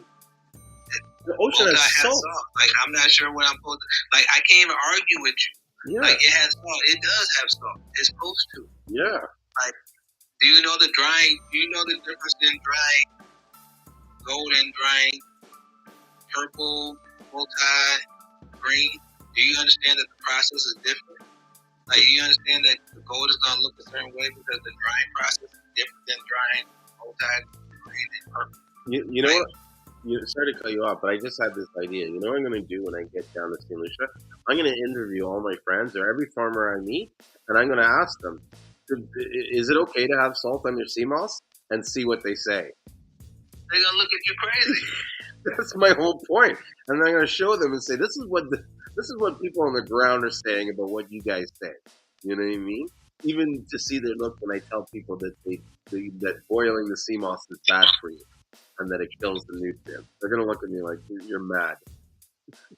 You're a madman. What are you talking about? Talking about this silliness. You know? Yeah, but see, I understand sometimes why they say crazy Americans. Yeah. You crazy Americans. I'd be like, okay, yeah. John once. Yeah. Sorry, go ahead. No, I'm done. I was going to say, John once said the other option is to create a video of the entire process. But doing so may reveal your own trade secrets and methods. Honestly, there's no real trade secret and method in drying sea moss. You just got to pay attention to it. And the more you pay attention to it, usually the better it is. Now, some people will take the sea moss and slap it on some galvanize and go in the house or do whatever and just leave it there, right? It's going to turn out differently than someone that came and checked it every 45 minutes. It's like, and I don't want to put it in this form, but I kind of look at it like, there's some pit masters that, they're specialized in barbecue, and they know that they got to turn that meat every so many hours or every so many minutes, so they can get that proper meat. Like that didn't sound right, Paul. But no, it's the exact same situation. Mm-hmm. Like, I think it's the exact same situation as that, if you're a sea moss, if you actually are taking care of your sea moss, then you're actually, you're treating it like a real plant. You're treating it like something that's special. And, yeah.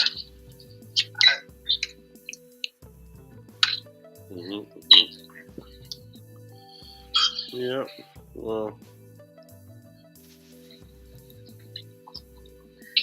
But someone they say, I digress. Yes. So I'm just reading a comment here. Someone was asking, which country has the best sea moss? All the countries. Yeah, it just depends on who you're talking to be honest with you. That's what I'm going to say. It really depends on who you are talking to. I might reach out to him because he's from Bermuda, and I'm actually working on getting sea moss sent to Bermuda. Because have you ever been to Bermuda? No. I heard it's lovely. It is. Beautiful country. Bermuda is like Canada, but run by black people, and they're all rich. That's what's crazy. Everybody in Bermuda has money. They say if you don't have money in Bermuda, it's because you don't have a job in Bermuda, it's because you don't want one. Yep, because it's a resort island. No, what it is that their unemployment is like negative, like 12 or something ridiculous. Like they don't have enough people to hire for all the regular jobs. So like if you work at a convenience store, you can go to your boss and say, yeah, I'm going to take a vacation. I'll be back in 2 weeks. And he pretty much has to give it to you. Because for them to like hire someone new and get them working, it's just like, you know what I mean? And it's like known that because the island is so small, people have to get off because they get claustrophobic. Oh, wow. Mm-hmm. And like an average job would make you like $200 US in a day.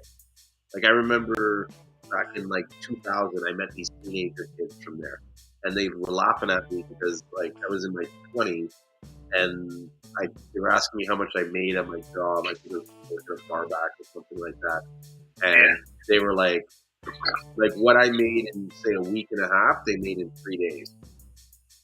Dang. Yeah, like they make like $150, $200 a day, kind of US. It was ridiculous. And it was because jobs are such demand that they have a high standard of living.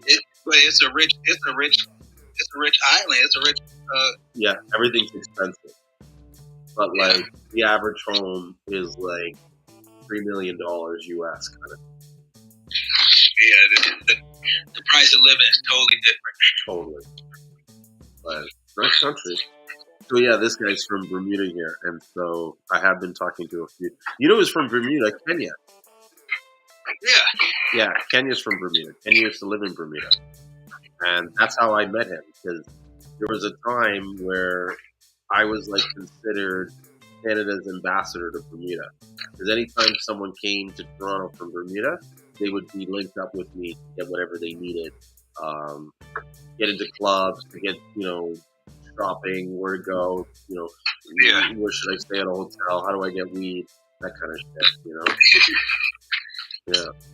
And it just so happened that, my best friend at the time sold like the best weed hands down in the city, and so it was like I was the go-to guy because I could link him with the chronic. Yeah, that was like a long time ago. That was like over. We're talking 22 years ago. You know what? I'm actually happy this happened. I think a fuse went out on one of my grinders, so I'm down in the basement trying to put it back together. I need to find out where I buy more fuses for this thing, though. You use plug-in fuses? You don't do the switch fuse where you just flip it over? Well, no. What it is that there's like these little bitty fuse pockets in it that's at the bottom of it, and so like you stick these. They're like, it's really hard to explain. No, they're glass tubes with a metal cap on each end, right? What's that? The fuse, it's like these glass tubes with metal caps on either end. No, well, actually not these. These are actually, it's like a magnet with a coil around it, and like you put one on each side. And so what I'm trying to figure out now, like I can't remember it because I replaced. Like I actually thought that this one was broken a few months ago, and I ended up buying another one because I thought this one was broken. And I think you know what it might have been. Let me go ahead and unplug this too. Like so, what ended up happening is that once I got the new one, I figured out that it was just a fuse blowing on this, and I could actually just fix it real fast. But I can't remember what happened. I don't think I replaced both fuses. I think I replaced just one, and now I think the other one went out. Mm-hmm.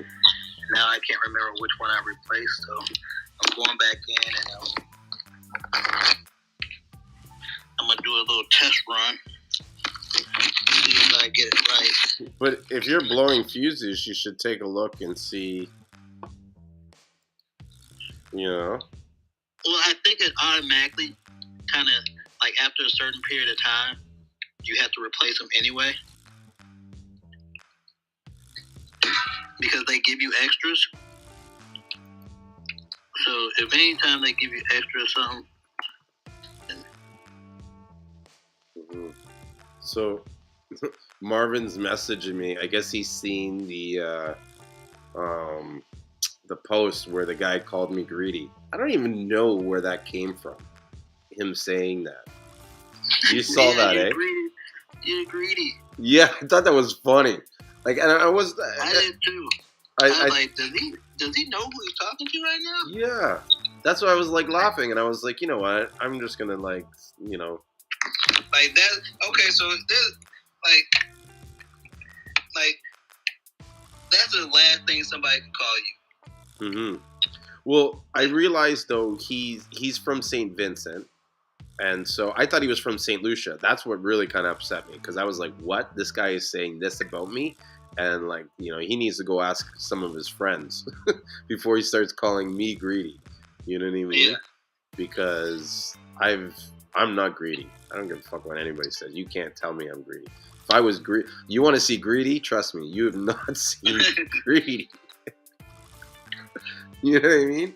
Like, fuck. If I was greedy, I'd be going on everybody's page and messaging everybody's clients and saying, I can do better. I can do better. How much do you want this for? You know what I mean? And taking every sale, even if it, you know what I mean? Even if I had to make 50 cents on it, you know what I mean? That's greedy, you know? So yeah, at first I thought he was St. Lucian, so I was kind of a little upset, but then I looked more and he's St. Vincent. So what I think is possible, and this is what happens almost every time, is that he's not selling. And rather than looking at himself as to why he's not selling, he's looking to everybody else and saying it's everybody else's fault. You know what I mean? But it's not. If you're not selling, it's your fault if you're not selling. Yeah, I think that's, well, you know, anytime somebody says something that's kind of wild and crazy, I go back and look at, like, I always go back and look at all the other stuff that they have kind of posted and things of that nature. Mm-hmm. And I've heard them say stuff like, you know, how he's not getting any sales and things of that nature. That's what I saw too. It's hard. Like, I don't understand that, truthfully, because you're a supplier.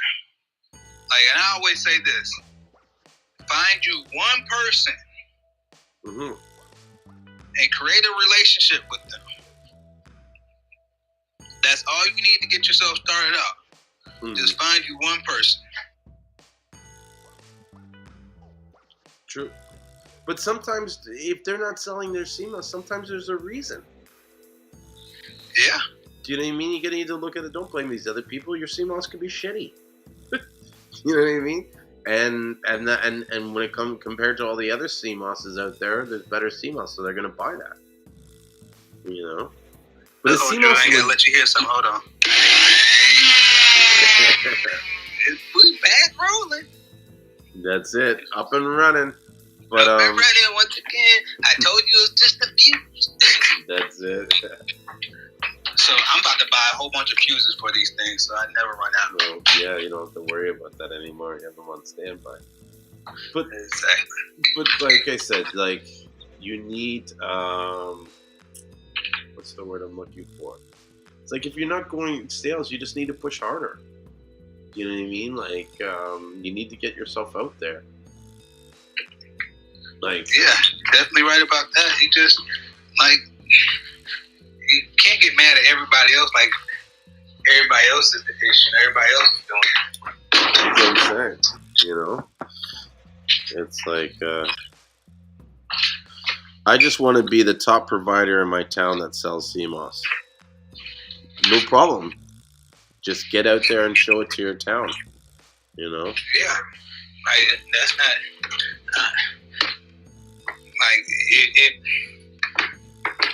okay, so if you're trying to be the top seller in your town, are you active in the community? Mm-hmm. If you're active in the community, then guess what? It's not hard to be the top seller in your town. The only thing you gotta do is have a product. And people that support what you've been doing are gonna support you now. Mm-hmm. That's how I look at it. I don't know if it's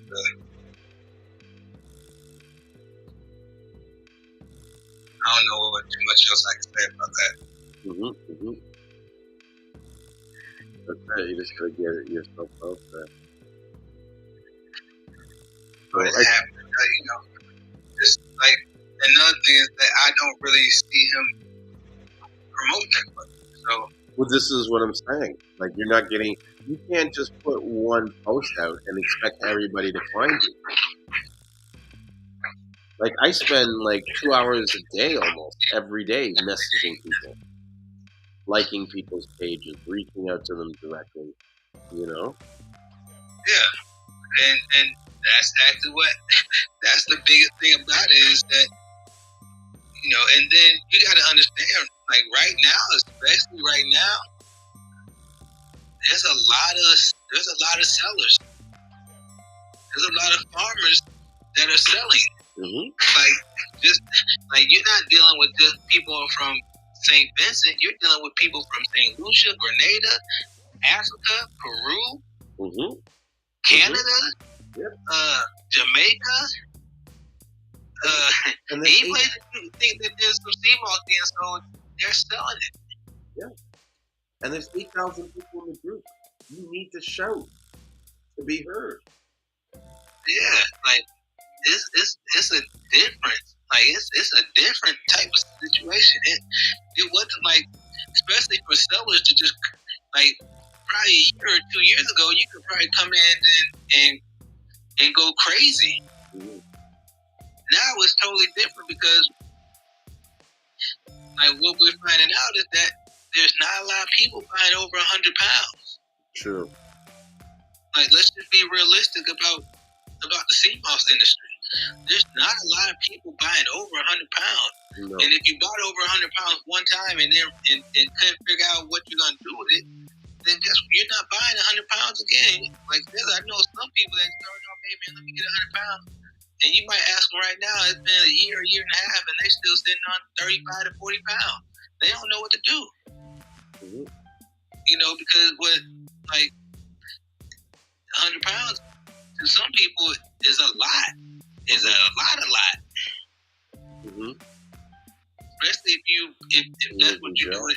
If you're just making gel or something like that, and you don't have a large following on your gel, or if you haven't perfected the shipping process or anything of that nature, so you don't want to keep on losing money and you just say, okay, I'm just gonna stay local. And then if you're not really putting yourself out there locally, then you're gonna have an issue. So both cities, what is the bigger factor to achieve sales, marketing or social media presence? Well, one thing I see is social media presence is a form of marketing, but ultimately it is the market, because whether you have a social media presence or not, you know what I mean, the marketing is going to help you reach more people than your social media account.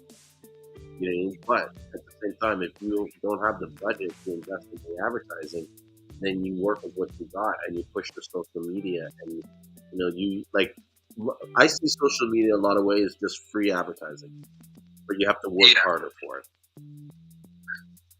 So, I tend to agree with that. I think marketing is definitely a little bit bigger than social media. Okay, it's just my thing is how you're using social media. Like, people use I use social media a little bit different than what everybody else uses social media. I don't necessarily do a lot of posting in social media. I get on social media really to help people out. And that actually draws traction as far as to my website. And it's not from people I'm normally helping out, it's people that are watching. And so anytime I get a chance to, I sit back and I'll go through and if I see somebody that needs help on social media, I kind of lend a hand, because that's what I like to do. That makes me feel good. And so I don't really like doing, like, you know, besides doing this live with you, you're not really going to see me doing anything else. You know, and I'm okay with that. And my social media presence is that of going on and helping people as far as, and see, because I don't even go out of the Steamos Buyers Club, to be truthful with you. Like, I'm gonna be really truthful. Like, I don't, like, I'm in all the groups, but I don't go outside the Steamos Buyers Club. Well, thank you. But it's because it's got a different vibe there than these other clubs. And I think part of that is because it's like, we're not trying to pretend to be something we're not. This is the Steamos Club. You come to this club if you're a buyer and you're looking to buy Steamos.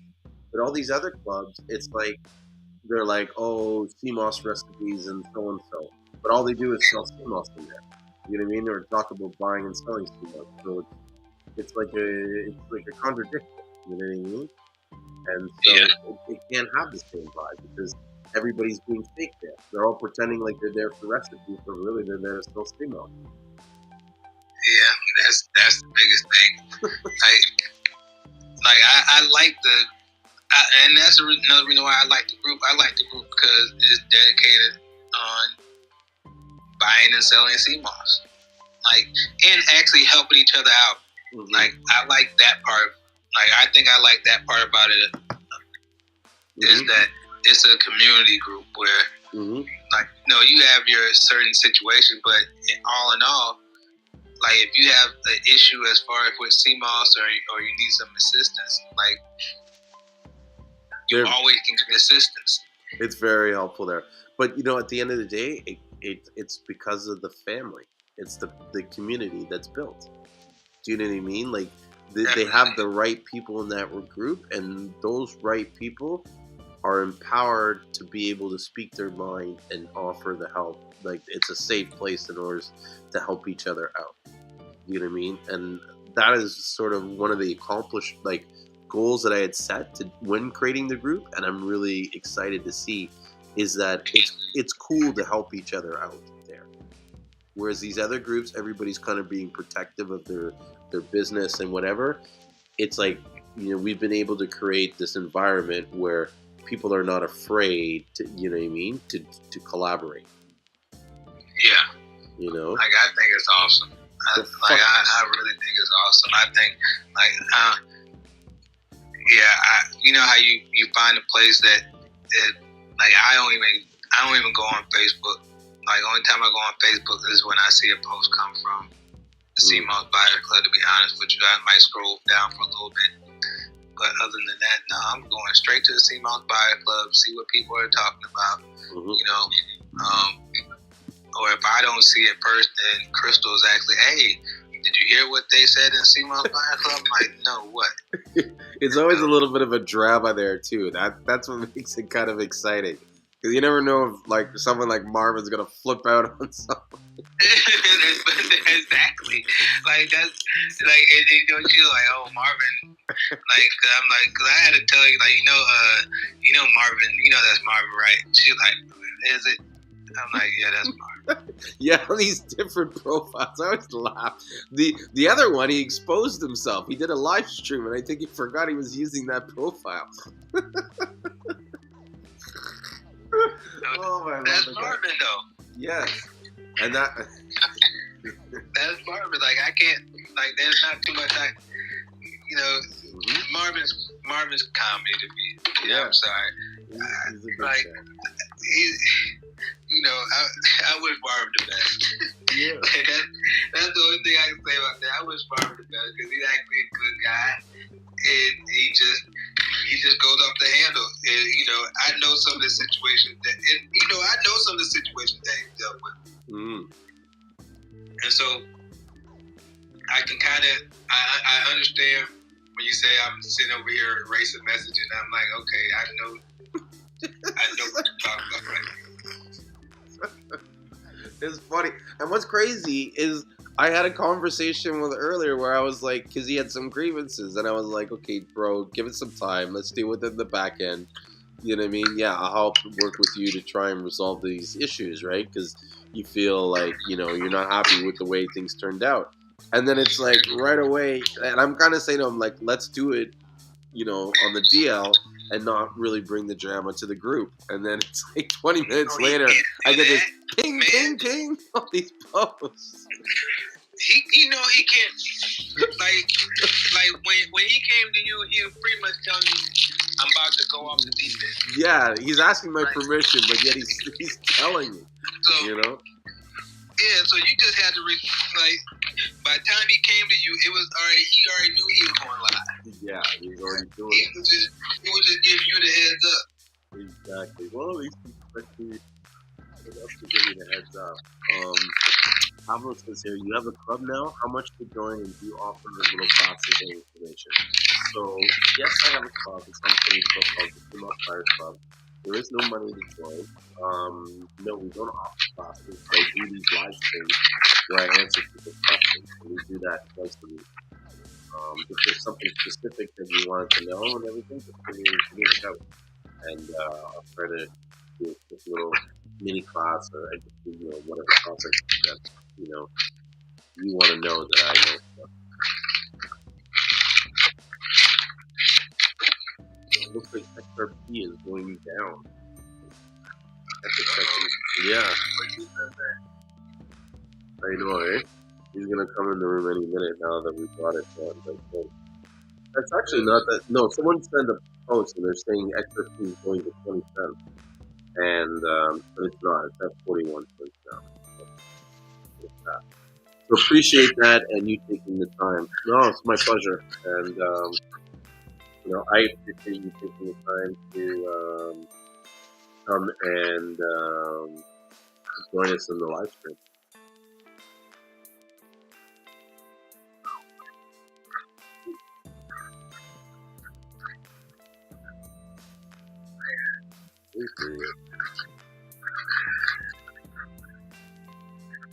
Sorry, my daughter is messaging me. Where are you getting it from? What's that? Where are you getting what country are you getting it from? It's from, hold on, let me make sure I'm telling you right now. You guys grow it there though, don't you? And you can get it in the States. Oh, you know me, I search for it in both.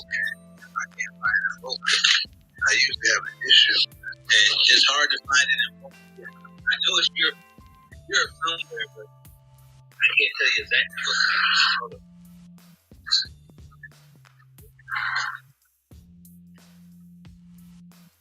Bulgaria. Oh, nice. Never thought that Bulgaria has elderberry. So, Pablo's asking me, should I go to Amazon for my jars, and how would you go about labeling your jars? What's the steps to naming a company and getting jars? So, I don't know if I would go to Amazon, but I would price them on Amazon, and I would also price them on a few places like Uline. Go look on Facebook Marketplace. It really comes down to how much jars you're buying at one time. I know a guy who buys them by the pallet, and he buys enough jars to last him over a year, and so he never runs out. And I think when you're buying it at that much, you can then probably wholesale it to other people and make a few bucks. Yeah. And he says, and how would you go about labeling your jars, and what's the next step to naming your company and getting jars? Or what's the steps? So the steps to naming your company is just picking out a name. Most people brainstorm it. Getting the jars, you got to look for a few places, research, and just order them. And then that's typically like, to me, that's the first battle. Mm-hmm. Coming up with a name for your company, and once you come up with a name for your company, is really, me personally, I actually find the domain name first. Mm-hmm. I gotta have a .com. If I don't have a .com for my domain name, then I really don't want it, because it's not gonna rank you like it should. And I always say that, unless you're actually in another country, like having that .com always, because when people start looking for stuff, like if they know if your Seamoss company is called Island Moss, mm-hmm. something like that. I'm saying that because I have that domain name. but if you actually have Island Moss, now I have Island Moss, but there's an islandmoss.com. I have an islandmoss.co. Mm-hmm. So I don't use it because, like, if you just like, oh, his Island Moss, then guess what you're gonna go to first? Islandmoss.com. Exactly. Mm-hmm, and so that's a big scenario that you have to kind of watch out for. Is that yeah. Do you feel like you need to get your LLC first? Not necessarily. Mm-hmm. Like, I always tell people that, like, you can go through, like, okay, so me personally, I would get a 3-pound bag of Seamoss, make gel, and get enough money to actually buy my LLC, re-up, and kind of start to gradually build myself from there. And then, like, that first bag, because you might buy that first, you might get the LLC and then buy your first bag, and then it just doesn't work out for you. Like, it's like, oh, I don't want to do this or something of that nature, but you done already got your LLC, you done already invested a lot of time and energy and money. Like, I would get a 3-pound bag first, or even, shoot, you can get your LLC with 1 pound. Truthfully, and go from there. True. Sorry, so there's this one person who I thought was Marvin on his fake thing. They just messaged me, and they're mad at me because I won't let them post, and which is not me. Like I think people are not reading my messages.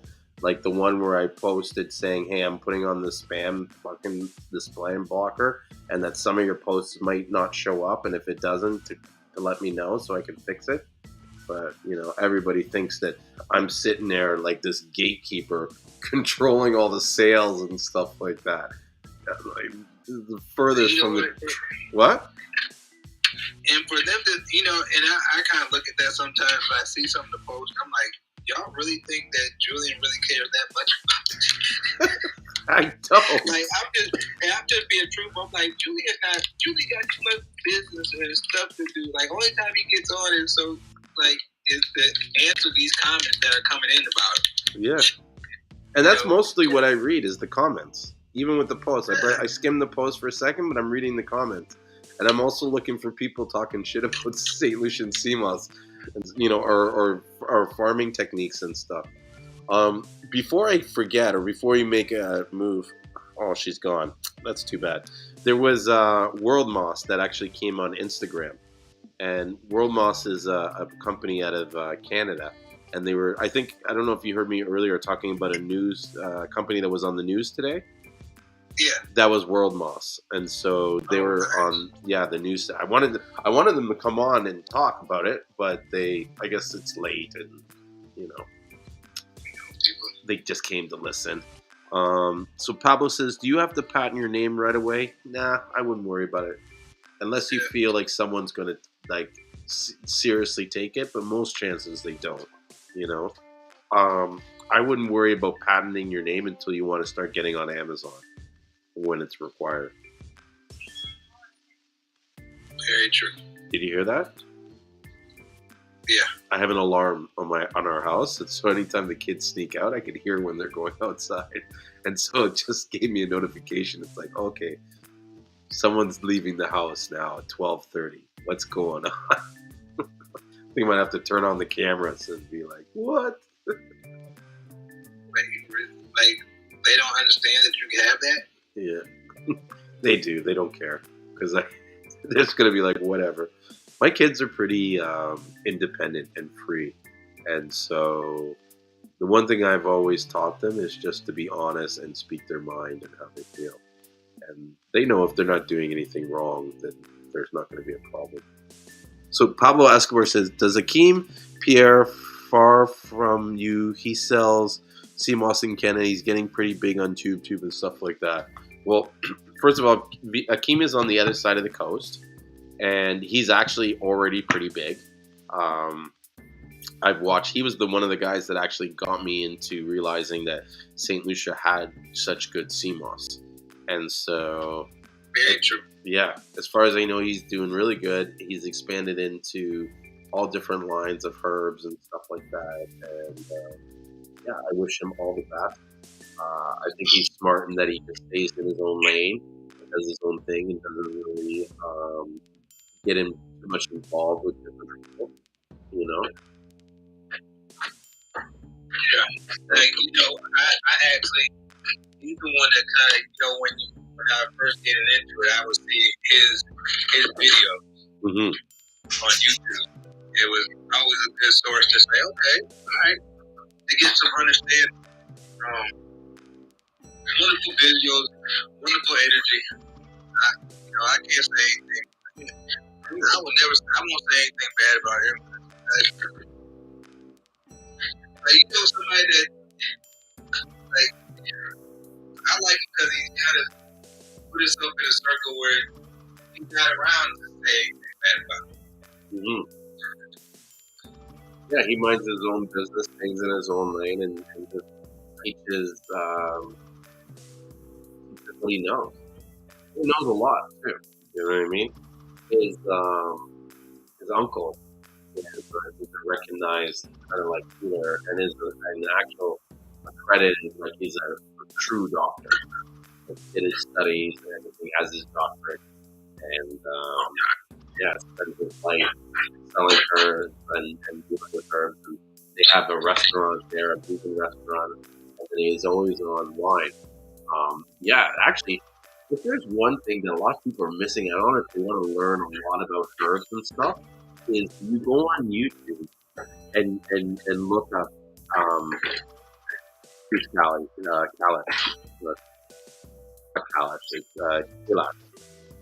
Kailash. And he has a TV show. I think it's called The Group of Seven or something like that. Yeah, and I know a few of them were doing tours. That's why you go on a retreat with them for a while. I'm not sure if they're doing it anymore. Yeah. So I always thought that was nice.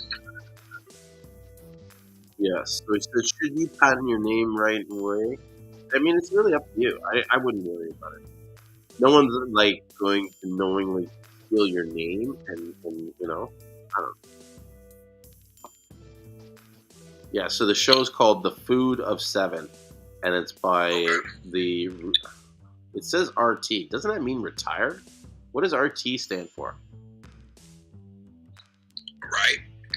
Yeah, okay, then it's the Right Honorable Priest Kailash. And that's his YouTube channel. And he does this The Food of Seven. And he does talking about different foods and stuff like that, healing herbs for women, a lot of stuff. Priest Kailash. And like some of the guys that works with these guys are now working with us to help us source the herbs. I don't know if I told you that part, eh? You remember the herbs that we're getting? Yeah. Yeah. So it's from the same people that go and do herb collection for Priest Kailash. Oh yeah, I do remember you telling me that. Yeah. Oh man, I got so much stuff I have to do. This, you know how you come into your house and be like, dang. Yeah. Where do I begin? I just got boxes everywhere. Like, I know UPS and Amazon and FedEx be looking at us like, really? Like, every day y'all get packages. Mm-hmm. So I got, like, big boxes here. We just got a big shipment of soap bases that just came in. So I had to go through that. I really didn't go to sleep last night because I spent all night designing labels. Yeah. Hey, me and my label guy did an all-nighter. Oh shit. Well, it's not an all-nighter to him because it's his daytime. But for me, it's an all-nighter. I did an all-nighter going back and forth, because I'll give him suggestions on what I want the label to look like, and so he'll send me some back, and then I'll say, yeah, this is good, and this isn't, and so we kind of go back and forth, and then, and so me being who I am, because I know how much I pay, I'm like, hey man, I'm about to just put you on retainer for a month. I'm just gonna pay a monthly bill instead of paying this bill per label I get. I think we did like 15 labels last night. Wow, so many products. Yeah, exactly, that's what I'm saying. So, and once we get it, once he figures out what I'm looking for, then it's easy for him to do the label. But it's I'm so anal that like we can get halfway through and I'll say, scratch it, I don't like this. And then we have to start all over. And I give it to him. He's so patient with me. But I always pay him real good, and I always send traffic his way. So, it's a win-win situation.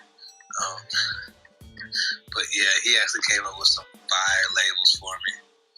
Oh man, I'm always changing my labels, man. I need to stop sooner or later. You have to what, sir? I said I'm always changing my labels, so I need to stop sooner or later. Yeah. I need to say. Yeah. Or else you're gonna spend all this money on labels. Well, I'm gonna tell you what ended up happening. So, there's a short story. Is that like when I first started, I actually had this saying that was on the back of mine, and I didn't even. Okay, so you know how you actually have somebody write stuff for you, and so I actually had somebody from Fiverr write some stuff for me. I was like, oh yeah, I'm gonna put this on my packaging. And I read most of it, and then for the first time I really read it, and it said, and I know you're probably gonna laugh when you hear this. It said contained 92 of 102. I was like, we gotta scratch that. Like that has to come off ASAP. Yes. I said, I'm gonna finish these labels out. I said, I'm gonna finish these labels out, but after that, we're taking this part off of the labels. Like this is not gonna be on the labels anymore. And yeah, I don't want that on the labels anymore. But the funny thing is that I never realized that it said it on there. Like, cause I haven't really looked at it. I haven't really looked at it. And so I finally looked at it, and I was like, oh no. Someone caught me doing the same thing on my website, where they went onto my website, which I thought was comical, right? Because in some ways I know that they were so mad at me that they were like, oh my God, I hate this guy. Let me go on the website and see if I can find some dirt on him. And then they went on my website and they found something that, referenced the 92. And it's like, I got him. We got him. But you know what? I'm being honest with you. I do that to people. Yeah. Like if I see I'm going back and forth with you, I'll study you. Yeah, for sure. Like I'll go to your website, I'll study your website, I'll know exactly what you do. I know exactly I'll know everything on your website. I'll know every post that you ever made regarding Seamoss, and I'll know what Seamoss post that you did in the Buyer Club. That's just me. Because that's what I do. Because that makes me feel good. So I know who I'm dealing with. I always know who I'm dealing with. And then some people I'll do research on. I'm like, you know what? I can't even argue with this person. This person is really about their Seamoss. They know what they're talking about, or at least they care about it. They care enough that I don't want to go back and forth with you. Yeah, like it's not worth it. Yeah, like I understand that this is what you do. Maybe you've been fed the wrong information, so I'll never go as far as dealing with you in a public atmosphere. I may DM you, and we can do it, and we can chop it up and get everything situated that way.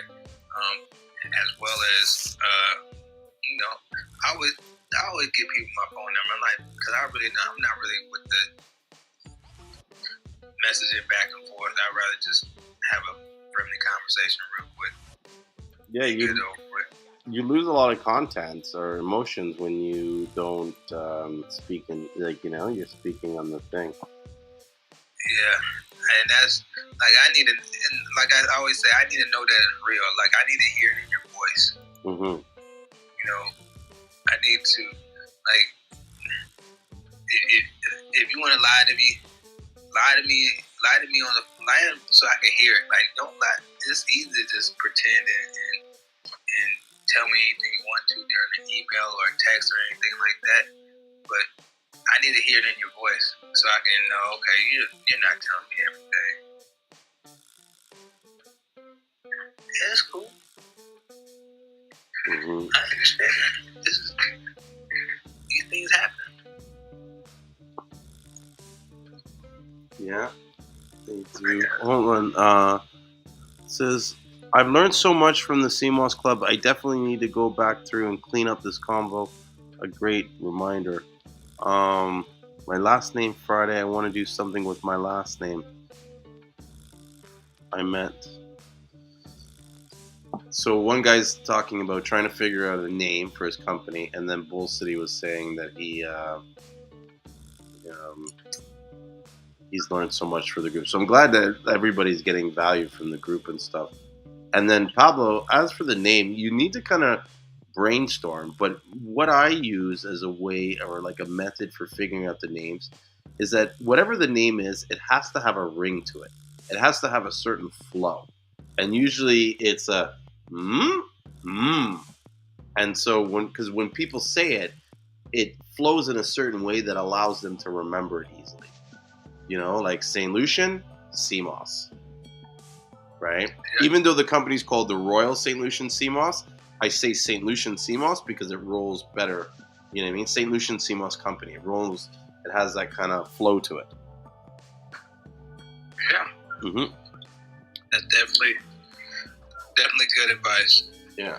And so brainstorm a bunch of names. Put Friday down. Put, all these different stuff like ocean or this and that, and then put word combinations together until you start seeing ones that you like, and then narrow those down, and then try to find new word combinations with the ones that you like, and just play with it until you get it. Yeah, that's I'm just now thinking because that's a hard thing to try to. The last name Friday. Mm-hmm. I'll be honest with you, it's gonna be difficult. Because Friday and Seamoss doesn't really. It goes together, but it doesn't.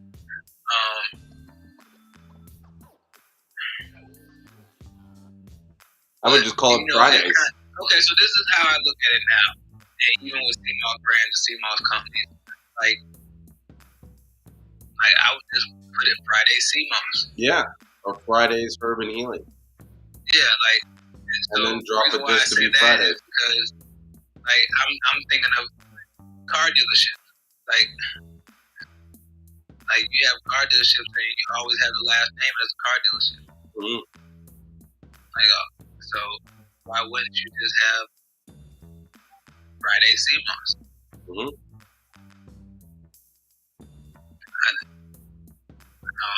I think you'd have to do it like as an ownership, like Fridays Seamoss. Yeah. Yeah, or even just call it Fridays. Now that's nice.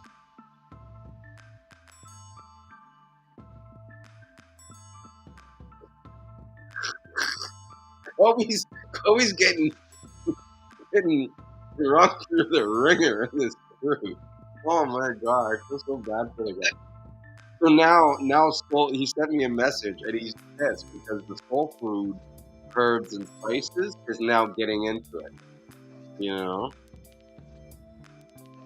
They always get into it. And I'm not that energy ain't right. Something ain't right.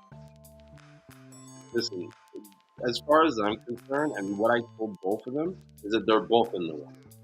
Whatever this, and I don't want to get into the details because it's their personal business, but the way I see it, they both have dirt on their stuff. You know what I mean? Yeah. So Lugo Vanessa said, "How do you get in the Steamos Club? You search for it on Facebook, and you go Steamos Buyers Club, and that's how you find it." Most people get on Fridays, so I think it's a ring. True. I'm just thinking you don't want to say paid Fridays. I just like Fridays. I would just call it Fridays and let people develop their own whatchamacallit, their own sort of slang to it or whatever.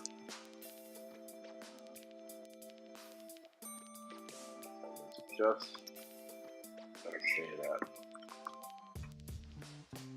All right, I'm messaging G. Allen because he's telling me, he's basically showing me about what's happening to Kobe, and he's you know. Anyways, I don't want to speak for him, but it's it's funny how some of these guys behave, and it's just like, guys, just stick to selling your Seamoss. You know what I mean? And I wish Marvin would stop using this group as leverage to try and what's the word I'm looking for?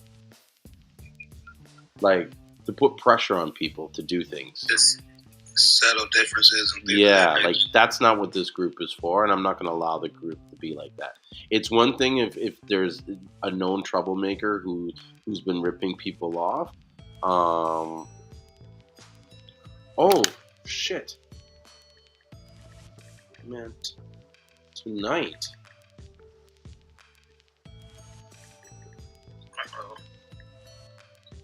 I thought you meant. I have to actually cancel. I have to end this soon. I thought you meant tomorrow morning. Oh shit. So my daughter sends me a message asking me if I could pick her up around 12:30. So I'm like, yeah, okay, no problem. Is that the reason why you heard the door? No, that was my other one. She was, my kids. No, go pick up. Yeah, I was about to say, man, you better go pick up your daughter. You can't leave your daughter after. No, and that's the thing, and I don't want her taking an Uber home. And she's not far; she's just down the street. So, with that said, maybe we should close it out. And yeah, I'm gonna deal with this Kobe stuff. Yeah, definitely. Yeah, dude, daughters trump everything. Yeah. Daughters trump everything for fathers. You know what? It does. You know what I mean? And I've always said to people, family is first. Like, you know what I mean? If we're on a phone and your kid's, asking for your attention, let me go and deal with your kid. And then come back. Because a lot of times what parents do is they kind of brush their kids off to the side. And that creates even more anxiety and trauma within the kid. One of the things I used to notice is I would drop my my kids would go to daycare, and I would see these parents come in, and they would always come in like the last minute when they had to drop their kid, always running late, this and that, and they would drop the kid off, and they would have to spend an extra 10 minutes there because the kid would be bawling like, don't leave, don't leave, don't leave. So what I used to do was I would show up 5-10 minutes early, and I would just hang out there for like 15 minutes. And by the 10-minute mark, my kids are looking at me like, why are you here? What are you doing? Like, don't you got somewhere to be? Like, my kid would walk up to me like, don't you got somewhere to be? Because I would just sit in the chair and just be there. Do you know what I mean? And what it did was it gave my kids a really strong sense of independence, and they never felt like they were being abandoned. Do you know what I mean? Because I wasn't, because kids know when you're like, okay, here you go, I gotta go, you know what I mean? They feel that, and it's not right. So, anyways, that's a little tidbit of information to leave you guys with. And with that, I'm gonna let everybody go. And thanks for joining me. And you know what? I'm gonna try and come on live, maybe Instagram though, and we'll do something after the. We should do a Friday daytime live. Yeah, but what about the show? Wouldn't we want to talk about it? Right afterwards. I'm probably gonna be so geeked up afterwards that it don't really matter. I just know I'll probably be out after the show, so I won't be able to do it like how I usually do it. But we'll figure something out. But you know what? I might, if you want, I plan to be in the warehouse all day. So if you want to do a live during the day, let me know. We could do that. Definitely, yeah. That's what I'm thinking I might end up doing. All right. Well, with that, I'm gonna go because my kids' friends want to go to bed. Yeah, do your thing. Right. Yeah. Talk to you later, man. All right. Thanks, guys. Thanks everybody for watching, and don't forget to take your Seamoss. Like, seriously. Always. All right, take care. Bye.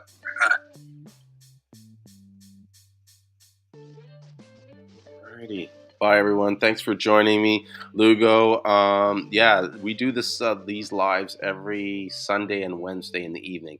I'm trying to do them around 8, but for sure look for us around 9, 10 o'clock, and I'm usually on, and we go late, sometimes 2, 3 in the morning. Like, look at it now, it's 1 a.m. So, okay, guys, I'm going to let everybody go, and you know what? Look for us tomorrow morning or tomorrow afternoon. We'll do a live, me and Ricky. All right, take care.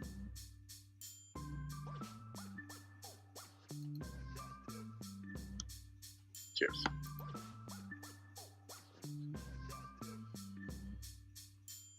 Oh, look.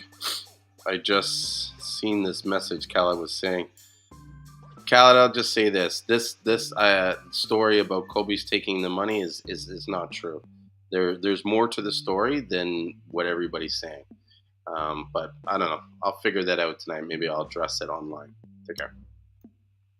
Bye, everyone.